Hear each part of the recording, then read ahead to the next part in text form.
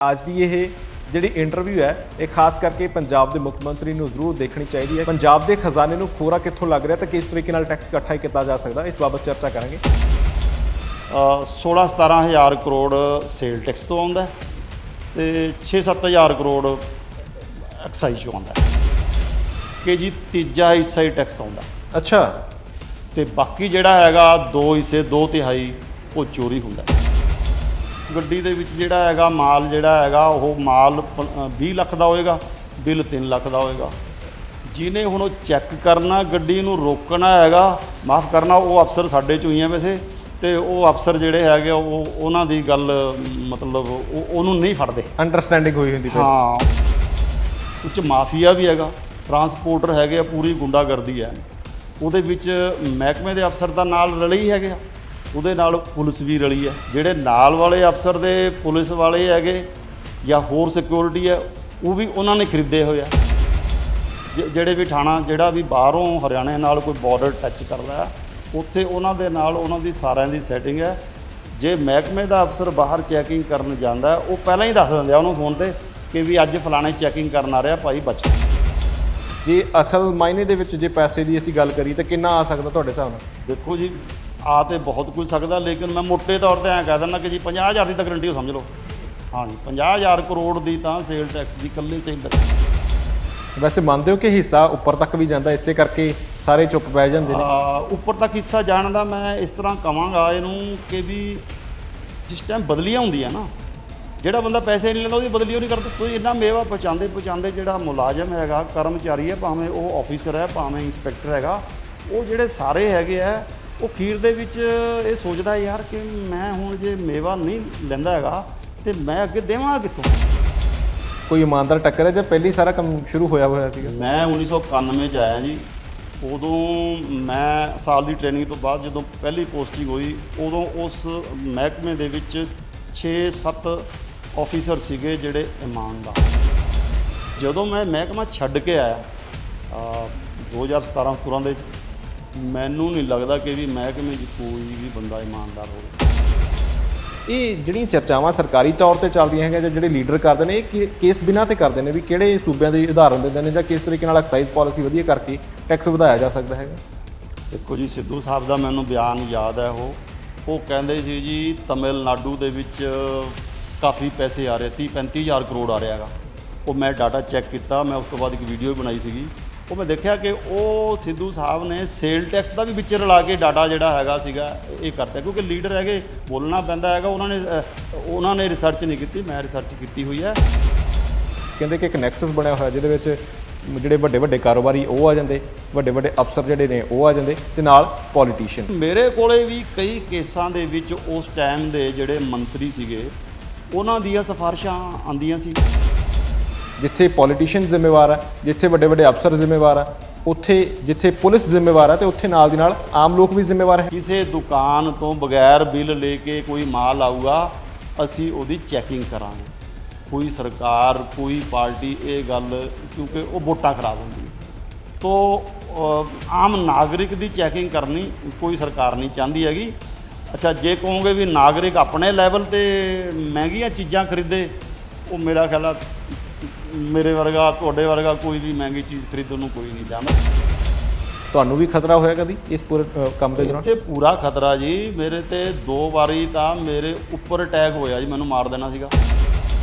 ਕਿਹੜੇ ਕਦਮ ਚੁੱਕ ਲੈਣੇ ਚਾਹੀਦੇ ਕਿ ਤਾਂ ਜੋ ਇਸ ਵੇਲੇ ਵੀ ਜਿਹੜਾ ਵੱਡਾ ਖੂਰਾ ਲੱਗ ਰਿਹਾ ਉਹਨੂੰ ਕਿਸੇ ਨਾ ਕਿਸੇ ਤਰੀਕੇ ਰੋਕਿਆ ਜਾਵੇ?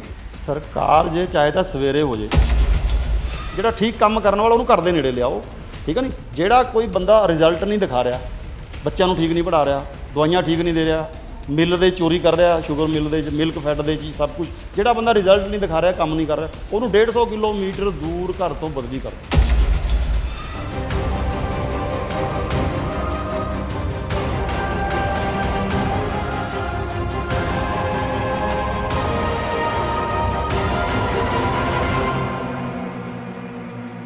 ਸਤਿ ਸ਼੍ਰੀ ਅਕਾਲ ਦੋਸਤੋ, ਇਸ ਵਕਤ ਤੁਹਾਡੇ ਨਾਲ ਤੁਹਾਡਾ ਆਪਣਾ ਦੋਸਤ ਹਰਦੀਪ ਸਿੰਘ ਭੋਗਲ ਪ੍ਰੋਗਰਾਮ ਅਫਸਰਸ਼ਾਹ ਲੈ ਕੇ ਹਾਜ਼ਰ ਹਾਂ। ਤੇ ਅੱਜ ਇੱਕ ਅਜਿਹੇ ਅਫਸਰ ਦੇ ਨਾਲ ਤੁਹਾਡੀ ਮੁਲਾਕਾਤ ਕਰਵਾਉਣੀ ਹੈ ਜਿਨੇ ਸੇਲਸ ਐਂਡ ਟੈਕਸ ਡਿਪਾਰਟਮੈਂਟ ਦੇ ਵਿੱਚ ਅਹਿਮ ਭੂਮਿਕਾ ਤੇ ਕੰਮ ਕੀਤਾ। ਡਿਪਟੀ ਕਮਿਸ਼ਨਰ ਦੇ ਤੌਰ ਤੇ ਬਹੁਤ ਸਾਰੀਆਂ ਚੀਜ਼ਾਂ ਨਜ਼ਦੀਕ ਤੋਂ ਦੇਖੀਆਂ। ਮੈਨੂੰ ਲੱਗਦਾ ਕਿ ਅੱਜ ਦੀ ਇਹ ਜਿਹੜੀ ਇੰਟਰਵਿਊ ਹੈ ਇਹ ਖਾਸ ਕਰਕੇ ਪੰਜਾਬ ਦੇ ਮੁੱਖ ਮੰਤਰੀ ਨੂੰ ਜ਼ਰੂਰ ਦੇਖਣੀ ਚਾਹੀਦੀ ਹੈ, ਕਿਉਂਕਿ ਅਕਸਰ ਜ਼ਿਕਰ ਰਹਿੰਦਾ ਹੈ ਕਿ ਅਸੀਂ ਇਮਾਨਦਾਰੀ ਦੇ ਨਾਲ ਕੰਮ ਕਰਨਾ ਤੇ ਪੰਜਾਬ ਦੇ ਵਿੱਚ ਵੱਧ ਤੋਂ ਵੱਧ ਟੈਕਸ ਇਕੱਠਾ ਕਰਨਾ ਤੇ ਬਹੁਤ ਸਾਰੀਆਂ ਬਰੀਕ ਚੀਜ਼ਾਂ ਮੈਨੂੰ ਲੱਗਦਾ ਕਿ ਅੱਜ ਇਸ ਇੰਟਰਵਿਊ ਦੇ ਵਿੱਚ ਉਹਨਾਂ ਨੂੰ ਪਤਾ ਲੱਗਣਗੀਆਂ। ਕੋਸ਼ਿਸ਼ ਕਰਾਂਗੇ ਕਿ ਪੰਜਾਬ ਦੇ ਖਜ਼ਾਨੇ ਨੂੰ ਖੋਰਾ ਕਿੱਥੋਂ ਲੱਗ ਰਿਹਾ ਤੇ ਕਿਸ ਤਰੀਕੇ ਨਾਲ ਟੈਕਸ ਇਕੱਠਾ ਕੀਤਾ ਜਾ ਸਕਦਾ, ਇਸ ਬਾਬਤ ਚਰਚਾ ਕਰਾਂਗੇ। ਸਵਾਗਤ ਕਰਦੇ ਹਾਂ ਸਰ, ਬਹੁਤ ਬਹੁਤ ਸਵਾਗਤ ਤੁਹਾਡਾ ਜੀ। ਥੈਂਕ ਯੂ ਜੀ, thank you very much. Surinder ਜੀ, ਜਦੋਂ ਅਸੀਂ ਅਕਸਰ ਪੰਜਾਬ ਦਾ ਜ਼ਿਕਰ ਕਰਦੇ ਹਾਂ, ਪੰਜਾਬ ਇਹਨਾਂ ਹਾਲਾਤਾਂ 'ਚ ਪਹੁੰਚਾ ਕਿਉਂ ਹੈਗਾ, ਚਰਚਾ ਬੜੀ ਚੱਲਦੀ ਹੈ ਕਿ ਨੌਜਵਾਨ ਵਿਦੇਸ਼ਾਂ ਦਾ ਰੁਖ ਕਰ ਗਿਆ ਹੈਗਾ। ਤੁਸੀਂ ਉਸ ਮਹਿਕਮੇ ਦੇ ਵਿੱਚ ਰਹੇ ਹੋ ਜਿਹਨੇ ਪੰਜਾਬ ਦਾ ਖਜ਼ਾਨਾ ਭਰਨਾ ਹੁੰਦਾ ਹੈ, ਲੰਮਾ ਸਮਾਂ ਤੁਹਾਡਾ ਤਜਰਬਾ ਰਿਹਾ ਹੈਗਾ। ਸਭ ਤੋਂ ਪਹਿਲਾਂ ਆਪਾਂ ਜ਼ਿਕਰ ਇੱਥੋਂ ਹੀ ਕਰਦੇ ਹਾਂ ਕਿ ਤੁਸੀਂ ਇਹ ਸ਼ੁਰੂਆਤ ਇੱਧਰਲੇ ਪਾਸੇ ਗਏ ਕਿਸ ਤਰੀਕੇ ਨਾਲ, ਤੁਹਾਡਾ ਕਰੀਅਰ ਇੱਧਰਲੇ ਪਾਸੇ ਕਿਸ ਤਰੀਕੇ ਨਾਲ ਗਿਆ ਹੈਗਾ? ਮੈਂ ਜੀ ਇਸ ਤੋਂ ਪਹਿਲਾਂ ਪ੍ਰੋਫੈਸਰ ਸੀਗਾ ਇੰਗਲਿਸ਼ ਦਾ, government college lecturer different colleges ਦੇ ਵਿੱਚ, ਤੇ ਉਸ ਤੋਂ ਬਾਅਦ 12 ਸਾਲ ਰਿਹਾ ਉਧਰ, ਤੇ ਉਸ ਤੋਂ ਬਾਅਦ ਮੈਂ ਇੱਧਰ PCS ਅਲਾਈਡ ਕਰਕੇ ETO ਜੁਆਇਨ ਕੀਤਾ 1991 'ਚ ਜੀ, ਤੇ ਇੱਧਰ 26-27 ਸਾਲ ਮੈਂ ਰਿਹਾ, ਤੇ ਇੱਧਰੋਂ ਮੈਂ deputy excise and taxation commissioner retire ਹੋਇਆ 17-18 ਦੇ 'ਚ। ਅੱਛਾ, ਇੰਨਾ ਲੰਮਾ ਸਮਾਂ ਤੁਸੀਂ ਇਸ ਡਿਪਾਰਟਮੈਂਟ ਦੇ ਵਿੱਚ ਰਹੇ ਹੋ। ਇੱਕ ਬੜੀ ਅਹਿਮ ਚੀਜ਼ ਆ ਸਰ ਇਸ ਡਿਪਾਰਟਮੈਂਟ ਦਾ, ਅਸੀਂ ਜਦੋਂ ਜ਼ਿਕਰ ਕਰਦੇ, ਜਿਵੇਂ ਮੈਂ ਸ਼ੁਰੂਆਤ ਵਿੱਚ ਕਹਿ ਰਿਹਾ ਸੀਗਾ ਕਿ ਉਹ ਡਿਪਾਰਟਮੈਂਟ ਹੈਗਾ ਜਿਹਨੇ ਪੰਜਾਬ ਦਾ ਖਜ਼ਾਨਾ ਭਰਨਾ ਹੁੰਦਾ, ਪਰ ਪਿਛਲੇ ਕਈ ਸਾਲਾਂ ਤੋਂ ਇੱਕ ਚਰਚਾ ਚੱਲਦੀ ਆ ਰਹੀ ਹੈ ਕਿ ਪੰਜਾਬ ਦਾ ਖਜ਼ਾਨਾ ਜਿਹੜਾ ਖਾਲੀ ਹੈਗਾ, ਤੇ ਉਸ ਤਰੀਕੇ ਨਾਲ ਵੱਡੇ ਪੱਧਰ ਤੇ ਸਿਆਸੀ ਤੌਰ ਤੇ ਸਿਆਸੀ ਗਲਿਆਰਿਆਂ 'ਚ ਚਰਚਾਵਾਂ ਵੀ ਚੱਲਦੀਆਂ ਰਹੀਆਂ। ਇਹ ਖਜ਼ਾਨਾ ਖਾਲੀ ਕਿਸ ਤਰੀਕੇ ਨਾਲ ਹੁੰਦਾ ਹੈਗਾ? ਦੇਖੋ ਜੀ, ਖਾਲੀ ਤਾਂ ਇਸ ਤਰ੍ਹਾਂ ਹੈਗਾ, ਜਦੋਂ ਉਹ ਜਿਹੜਾ ਪੈਸਾ ਹੈਗਾ ਉਹਨੂੰ ਵਰਤਾਂਗੇ ਆਪਾਂ, ਜਿਵੇਂ ਹੁਣ ਸਰਕਾਰਾਂ ਟੈਂਡਰ ਦੇ ਉੱਪਰ ਸਰਕਾਰੀ ਕੰਮ ਕਰਾ ਕੇ ਪੈਸਾ ਖਰਚਦੀਆਂ, ਕੋਈ ਨਿਰਮਾਣ ਦਾ ਕੰਮ ਕਰਦੀਆਂ, ਸੜਕਾਂ ਉਹ ਬਿਲਡਿੰਗਸ ਬਣਾਉਂਦੀਆਂ। ਇਹ ਤਾਂ ਹੋ ਗਿਆ ਖਰਚਣ ਵਾਲੀ ਸਾਈਡ। ਉਸ ਖਰਚਣ ਵਾਲੀ ਸਾਈਡ 'ਚੋਂ ਕਿਤਨਾ ਥੱਲੇ ਲੱਗਦਾ, ਕਿਤਨਾ ਉਹਦੇ 'ਚੋਂ ਨਹੀਂ ਲੱਗਦਾ, ਉਹ ਸਾਰਿਆਂ ਨੂੰ ਪਤਾ ਹੈਗਾ, ਠੀਕ ਹੈ ਜੀ। ਅੱਛਾ, ਹੁਣ ਆਪਾਂ ਗੱਲ ਕਰਦੇ ਹਾਂ ਕਿ ਜੀ ਮਹਿਕਮੇ ਦੇ ਵਿੱਚ ਪੈਸਾ ਆਉਂਦਾ ਕਿ ਨਹੀਂ ਆਉਂਦਾ ਜੀ। ਹੁਣ ਅੰਦਾਜ਼ਨ ਮੇਰਾ ਅੰਦਾਜ਼ਾ ਕਿ ਅੱਜ ਮਹਿਕਮੇ 'ਚ ਐਕਸਾਈਜ਼ ਐਂਡ ਟੈਕਸੇਸ਼ਨ 16-17 ਹਜ਼ਾਰ ਕਰੋੜ ਸੇਲ ਟੈਕਸ ਤੋਂ ਆਉਂਦਾ ਜੀ, ਤੇ 6-7 ਹਜ਼ਾਰ ਕਰੋੜ ਐਕਸਾਈਜ਼ 'ਚੋਂ ਆਉਂਦਾ। ਇਹਦੇ 'ਚੋਂ ਐਕਸਾਈਜ਼ ਤੋਂ ਵਧਣ ਦੀ ਸੰਭਾਵਨਾ ਜ਼ਿਆਦਾ ਨਹੀਂ ਹੈਗੀ, ਕਿਉਂਕਿ ਉਹਦਾ ਜਿਹੜਾ ਟੈਕਸ ਦੀ ਜਿਹੜੀ ਸਕੀਮ ਹੈਗੀ ਉਹ ਪਹਿਲਾਂ ਐਡਵਾਂਸ ਟੈਕਸ ਲੈ ਲੈਂਦੇ ਆ। ਬੋਤਲਾਂ ਫਿਕਸ ਹੁੰਦੀਆਂ, ਕੋਟਾ ਫਿਕਸ ਹੁੰਦਾ, ਉਹਦੇ ਉੱਪਰ ਬੋਲੀ ਹੁੰਦੀ ਹੈ, ਤੇ ਤਕਰੀਬਨ ਉਹ ਬੋਲੀ ਉਨੇ ਕੁ ਕੋਟਾ ਹੈਗਾ ਜਿਤਨਾ ਕਿ ਪੰਜਾਬ 'ਚ ਲੋਕੀ ਪੀਂਦੇ ਆ। ਹਾਲਾਂਕਿ ਥੋੜ੍ਹੇ ਬਹੁਤੇ ਕਿਤੋਂ ਚੋਰੀ ਚਪੋਰੀ ਸਮਗਲਿੰਗ ਹੁੰਦੀ ਹੈ ਚੰਡੀਗੜ੍ਹ ਤੋਂ, ਹਰਿਆਣੇ ਤੋਂ ਵਗੈਰਾ ਤੋਂ, ਉਹਦੇ 'ਚ ਸੰਭਾਵਨਾ ਐਕਸਾਈਜ਼ ਦੇ ਵਿੱਚ ਹੋਰ ਵਧਾਉਣ ਦੀ ਬਹੁਤ ਥੋੜ੍ਹੀ ਆ। ਹੁਣ ਆਪਾਂ ਗੱਲ ਕਰਦੇ ਹਾਂ ਸੇਲ ਟੈਕਸ ਦੀ। ਸੇਲ ਟੈਕਸ 'ਚ ਆਉਂਦਾ ਹੈਗਾ ਜਿੰਨਾ 15-16-17 ਹਜ਼ਾਰ ਕਰੋੜ ਰੁਪਇਆ, ਲੇਕਿਨ ਇਹਦੇ ਵਿੱਚ ਮੈਂ ਹੁਣ ਜ਼ਿਆਦਾ ਨਹੀਂ ਕਹਿ ਸਕਦਾ, ਲੇਕਿਨ ਆਪਾਂ ਮੰਨ ਕੇ ਚੱਲੀਏ ਕਿ ਜੀ ਤੀਜਾ ਹਿੱਸਾ ਹੀ ਟੈਕਸ ਆਉਂਦਾ। ਅੱਛਾ, ਤੇ ਬਾਕੀ ਜਿਹੜਾ ਹੈਗਾ 2 ਹਿੱਸੇ 2/3 ਉਹ ਚੋਰੀ ਹੁੰਦਾ। ਤੁਸੀਂ ਦੇਖਿਆ ਹੋਣਾ ਬਾਜ਼ਾਰ 'ਚ ਕਿਤੇ ਵੀ ਕੋਈ ਬਿੱਲ ਨਹੀਂ ਕੱਟਦਾ ਕਿਸੇ ਦੇ, ਤੁਸੀਂ ਕਿਤੇ ਵੀ ਮਹਿਕਮੇ ਦੀ ਕੋਈ ਚੈਕਿੰਗ ਨਹੀਂ ਦੇਖੀ ਹੈਗੀ। ਅਸੀਂ ਥੋੜ੍ਹੀ ਬਹੁਤ ਚੈਕਿੰਗ ਕਰਦੇ ਸੀ, ਉਦੋਂ ਰਾਤਾਂ ਨੂੰ ਫਿਰਦੇ ਸੀਗੇ। ਹੁਣ ਅਸੀਂ ਵੀ ਕਿਤੇ ਇੱਧਰੋਂ ਉੱਧਰੋਂ ਆਉਂਦੇ ਜਾਂਦੇ, ਕਿਤੇ ਕੋਈ ਮਹਿਕਮੇ ਦੀ ਚੈਕਿੰਗ ਨਹੀਂ ਦੇਖੀ, ਤਾਂ ਇਹ ਕੋਈ ਬਿੱਲ ਨਹੀਂ ਕੱਟਦਾ ਹੈਗਾ, ਤਾਂ ਇਹ ਚੋਰੀ ਹੁੰਦੀ ਹੈਗੀ। ਅੱਛਾ, ਚੋਰੀ ਹੁੰਦੀ ਹੈਗੀ ਹੈ। ਇਹ ਟੈਕਸ ਚੋਰੀ ਦੇ ਕਈ ਤਰੀਕੇ ਹੈਗੇ। ਉਹ ਮਾਲ ਜੇ ਕਿ ਲੈ ਕੇ ਆਉਂਦੇ ਆ, ਉਹ ਬਗੈਰ ਬਿੱਲ ਤੋਂ ਲੈ ਆਉਂਦੇ ਆ। ਹਾਲਾਂਕਿ ਔਨਲਾਈਨ ਅੱਜ ਕੱਲ੍ਹ ਬਿੱਲ ਕੱਟਣਾ ਪੈਂਦਾ, 50,000 ਤੋਂ ਵੱਧ ਬਿੱਲ ਹੋਵੇ ਤਾਂ ਉਹ ਬਿੱਲ ਕੱਟਦਾ ਹੈਗਾ, ਔਨਲਾਈਨ ਕੱਟਣਾ ਪੈਂਦਾ ਤਾਂ ਗੱਡੀ ਤੁਰੇਗੀ। ਲੇਕਿਨ ਉਹ ਜਿਹੜੇ ਹੁਣ ਸ਼ਰਾਰਤੀ ਆ, ਜਿਹੜੇ ਵੇਡਰ ਹੈਗੇ, ਉਹ ਬਿੱਲ 50,000 ਦਾ ਹੋਣ ਹੀ ਨਹੀਂ ਦਿੰਦੇ, ਉਹਦੇ ਵਿੱਚ ਉਹ 10 ਬਿੱਲ ਕੱਟ ਲੈਣਗੇ ਇੱਕ ਗੱਡੀ 'ਚ, ਇਹ ਹੈ ਉਹ ਹੈ। ਅੱਛਾ, ਦੂਜਾ ਤਰੀਕਾ ਹੈ ਕਿ ਉਸ ਗੱਡੀ ਦੇ ਵਿੱਚ ਜਿਹੜਾ ਹੈਗਾ ਮਾਲ ਜਿਹੜਾ ਹੈਗਾ, ਉਹ ਮਾਲ 20 ਲੱਖ ਦਾ ਹੋਏਗਾ, ਬਿੱਲ 3 ਲੱਖ ਦਾ ਹੋਏਗਾ। ਜਿਹਨੇ ਹੁਣ ਉਹ ਚੈੱਕ ਕਰਨਾ, ਗੱਡੀ ਨੂੰ ਰੋਕਣਾ ਹੈਗਾ, ਮਾफ़ ਕਰਨਾ, ਉਹ ਅਫਸਰ ਸਾਡੇ 'ਚੋਂ ਹੀ ਆ ਵੈਸੇ, ਤੇ ਉਹ ਅਫਸਰ ਜਿਹੜੇ ਹੈਗੇ ਉਹਨਾਂ ਦੀ ਗੱਲ ਮਤਲਬ ਉਹਨੂੰ ਨਹੀਂ ਫੜਦੇ, ਅੰਡਰਸਟੈਂਡਿੰਗ ਹੋਈ ਹੁੰਦੀ। ਹਾਂ, ਉਹਨਾਂ ਦੀ ਉਹ ਆਏ ਮਹੀਨੇ ਮਤਲਬ ਉਹਨਾਂ ਦੀ ਜੇਬ ਗਰਮ ਹੋ ਜਾਂਦੀ ਹੈ, ਬੈਠ ਕੇ ਉਹਨਾਂ ਦਾ ਜਿਹੜਾ ਹੈਗਾ ਉਹ ਇੱਕ ਦੂਜੇ ਦੀ ਗੱਲ ਮਨਾ ਲੈਂਦੇ ਆ ਇੱਕ ਦੂਜੇ ਨੂੰ, ਠੀਕ ਹੈ ਨਹੀਂ। ਤੋ ਇਹ ਹੋ ਗਿਆ ਇੱਕ ਤਰੀਕਾ ਦਾ ਜੀ। ਦੂਜਾ ਇਹ ਹੈਗਾ ਕਿ ਵੀ ਮਾਲ ਲਿਆਣਾ ਉਹਨਾਂ ਨੇ, ਤੇ ਉਹਦੇ 'ਚ ਬਗੈਰ ਬਿੱਲ ਤੋਂ ਵੀ ਆਉਂਦਾ ਹੈਗਾ, ਉਸ 'ਚ ਮਾਫੀਆ ਵੀ ਹੈਗਾ, ਟਰਾਂਸਪੋਰਟਰ ਹੈਗੇ ਆ, ਪੂਰੀ ਗੁੰਡਾਗਰਦੀ ਹੈ। ਉਹਦੇ ਵਿੱਚ ਮਹਿਕਮੇ ਦੇ ਅਫਸਰ ਤਾਂ ਨਾਲ ਰਲੇ ਹੀ ਹੈਗੇ ਆ, ਉਹਦੇ ਨਾਲ ਪੁਲਿਸ ਵੀ ਰਲੀ ਹੈ। ਜੇ ਕੋਈ ਅਫਸਰ ਕੋਈ ਚੈਕਿੰਗ ਕਰਨੀ ਵੀ ਚਾਹੁੰਦਾ ਹੈ, ਰਾਤ ਦੇ ਟਾਈਮ ਇਹ ਬੰਦੇ ਆਉਂਦੇ ਆ, ਦਿਨੇ ਤਾਂ ਆਉਂਦੇ ਨਹੀਂ ਹੈਗੇ। ਉਹ ਗੱਡੀਆਂ ਜਿਵੇਂ ਦਿੱਲੀ ਤੋਂ ਮਾਲ ਆਉਣਾ ਹੈਗਾ, ਪਰਚੂਨ ਦਾ ਫੋਰ ਐਗਜ਼ਾਮਪਲ, ਤੋਂ ਆ ਕੇ ਉਹਨੇ ਜਾ ਕੇ ਦੁਕਾਨ ਦੇ ਵਿੱਚ ਲੈ ਜਾਣਾ, ਕੋਈ ਅਫਸਰ ਉਹਨੂੰ ਗਿਣ ਨਹੀਂ ਸਕਦਾ। ਰਸਤੇ 'ਚ ਫੜਦੇ ਆ ਰਾਤ ਦੇ ਟਾਈਮ, ਉਹਦੇ ਵਿੱਚ ਸਿਕਿਉਰਿਟੀ ਦੀ ਪ੍ਰੋਬਲਮ ਹੈ। ਜਿਹੜੇ ਨਾਲ ਵਾਲੇ ਅਫਸਰ ਦੇ ਪੁਲਿਸ ਵਾਲੇ ਹੈਗੇ ਜਾਂ ਹੋਰ ਸਿਕਿਉਰਿਟੀ ਹੈ, ਉਹ ਵੀ ਉਹਨਾਂ ਨੇ ਖਰੀਦੇ ਹੋਏ ਆ ਜੀ, ਜਾਣੀ ਕਿ ਪੂਰਾ ਸਿਸਟਮ ਹੀ ਰਲਿਆ ਹੋਇਆ ਵਿੱਚ। ਜੇ ਕੋਈ ਕਰਨਾ ਵੀ ਚਾਹੁੰਦਾ ਹੈ ਤਾਂ ਉਹ ਖਤਰੇ ਵਾਲਾ ਕੰਮ ਹੈਗਾ। ਫਿਰ ਇਹ ਹੈ ਕਿ ਜੇ ਹੁਣ ਚੈਕਿੰਗ ਤੇ ਜਾਂਦੇ ਆ ਅਫਸਰ, ਰਾਤ ਨੂੰ ਕੋਈ ਪਕੜਨ ਵੀ ਜਾਂਦਾ ਹੈਗਾ, ਸਹੀ ਅਫਸਰ ਹੈ, ਇਰਾਦੇ ਨਾਲ ਜਾਂਦਾ ਵੀ ਆ ਪਕੜਨ ਨੂੰ, ਤਾਂ ਉਹਦੀ ਖਬਰ ਅੱਗੇ ਪੁਲਿਸ ਵਾਲਿਆਂ ਨਾਲ ਸੈਟਿੰਗ ਉਹਨਾਂ ਦੀ ਜੀ। ਹਰੇਕ ਥਾਣੇ 'ਚ ਤੁਸੀਂ ਇੱਧਰੋਂ ਚੱਲੋਗੇ, ਜਿਹੜਾ ਵੀ ਹੁਣ ਆਪਾਂ ਕੀ ਨਾਂ ਲੈਣਾ ਹੈਗਾ, ਜਿਹੜੇ ਵੀ ਥਾਣਾ ਜਿਹੜਾ ਵੀ ਬਾਹਰੋਂ ਹਰਿਆਣੇ ਨਾਲ ਕੋਈ ਬਾਰਡਰ ਟੱਚ ਕਰਦਾ ਹੈ, ਉੱਥੇ ਉਹਨਾਂ ਦੇ ਨਾਲ ਉਹਨਾਂ ਦੀ ਸਾਰਿਆਂ ਦੀ ਸੈਟਿੰਗ ਹੈ। ਜੇ ਮਹਿਕਮੇ ਦਾ ਅਫਸਰ ਬਾਹਰ ਚੈਕਿੰਗ ਕਰਨ ਜਾਂਦਾ, ਉਹ ਪਹਿਲਾਂ ਹੀ ਦੱਸ ਦਿੰਦੇ ਆ ਉਹਨੂੰ ਫੋਨ ਤੇ ਕਿ ਵੀ ਅੱਜ ਫਲਾਣੇ ਚੈਕਿੰਗ ਕਰਨ ਆ ਰਿਹਾ ਭਾਈ, ਬਚ ਕੇ। ਜਾਨੀ ਕਿ ਖਬਰ ਪਹਿਲੀ ਖਾਲੀ ਹੋ ਮੁੜ ਜਾਂਦਾ, ਖਬਰ ਪਹਿਲੀ ਪਹੁੰਚ ਜਾਂਦੀ ਹੈ ਉਸ ਤੋਂ ਪਹਿਲਾਂ। ਇਹ ਸਰ ਜਿੱਦਾਂ ਤੁਸੀਂ ਜ਼ਿਕਰ ਕਰ ਰਹੇ ਸੀਗੇ ਕਿ 16-17 ਹਜ਼ਾਰ ਦਾ ਅੰਕੜਾ ਜਿਹੜਾ ਸੇਲਸ ਟੈਕਸ ਤੋਂ ਆਉਂਦਾ ਹੈਗਾ, ਜੇ ਅਸਲ ਮਾਇਨੇ ਦੇ ਵਿੱਚ ਜੇ ਪੈਸੇ ਦੀ ਅਸੀਂ ਗੱਲ ਕਰੀਏ ਤਾਂ ਕਿੰਨਾ ਆ ਸਕਦਾ ਤੁਹਾਡੇ ਹਿਸਾਬ ਨਾਲ? ਦੇਖੋ ਜੀ, ਆ ਤੇ ਬਹੁਤ ਕੁਝ ਸਕਦਾ, ਲੇਕਿਨ ਮੈਂ ਮੋਟੇ ਤੌਰ ਤੇ ਐਂ ਕਹਿ ਦਿੰਦਾ ਕਿ ਜੀ 50,000 ਦੀ ਤਾਂ ਗਰੰਟੀ ਹੋ ਸਮਝ ਲਓ। ਹਾਂ ਜੀ, 50,000 ਕਰੋੜ ਦੀ ਤਾਂ ਸੇਲ ਟੈਕਸ ਦੀ, ਇਕੱਲੇ ਸੇਲ ਟੈਕਸ ਦੀ। ਐਕਸਾਈਜ਼ ਤਾਂ ਖਰ ਜ਼ਿਆਦਾ ਉਹਦੇ 'ਚ ਸੰਭਾਵਨਾ ਨਹੀਂ ਹੈ, ਇਕੱਲੇ ਸੇਲ ਟੈਕਸ ਦੇ ਵਿੱਚ ਇਤਨੇ ਵਧਣ ਦੀ ਸੰਭਾਵਨਾ ਹੈਗੀ ਹੈ। ਔਰ ਉਹ ਵੀ ਜੇ ਸਾਰੇ ਮੁਲਾਜ਼ਮ ਜਿਹੜੇ ਹੈਗੇ ਆ, ਉਹ ਮੁਲਾਜ਼ਮ ਜੇ ਸਹੀ ਕੰਮ ਕਰਨ, ਵਪਾਰੀ ਤਾਂ ਦੇਖੋ ਕਰੇਗਾ ਨਹੀਂ। ਹੁਣ ਸੇਲ ਟੈਕਸ ਇਵੇਜਨ ਰੁਕਦੀ ਕਿਵੇਂ ਆ?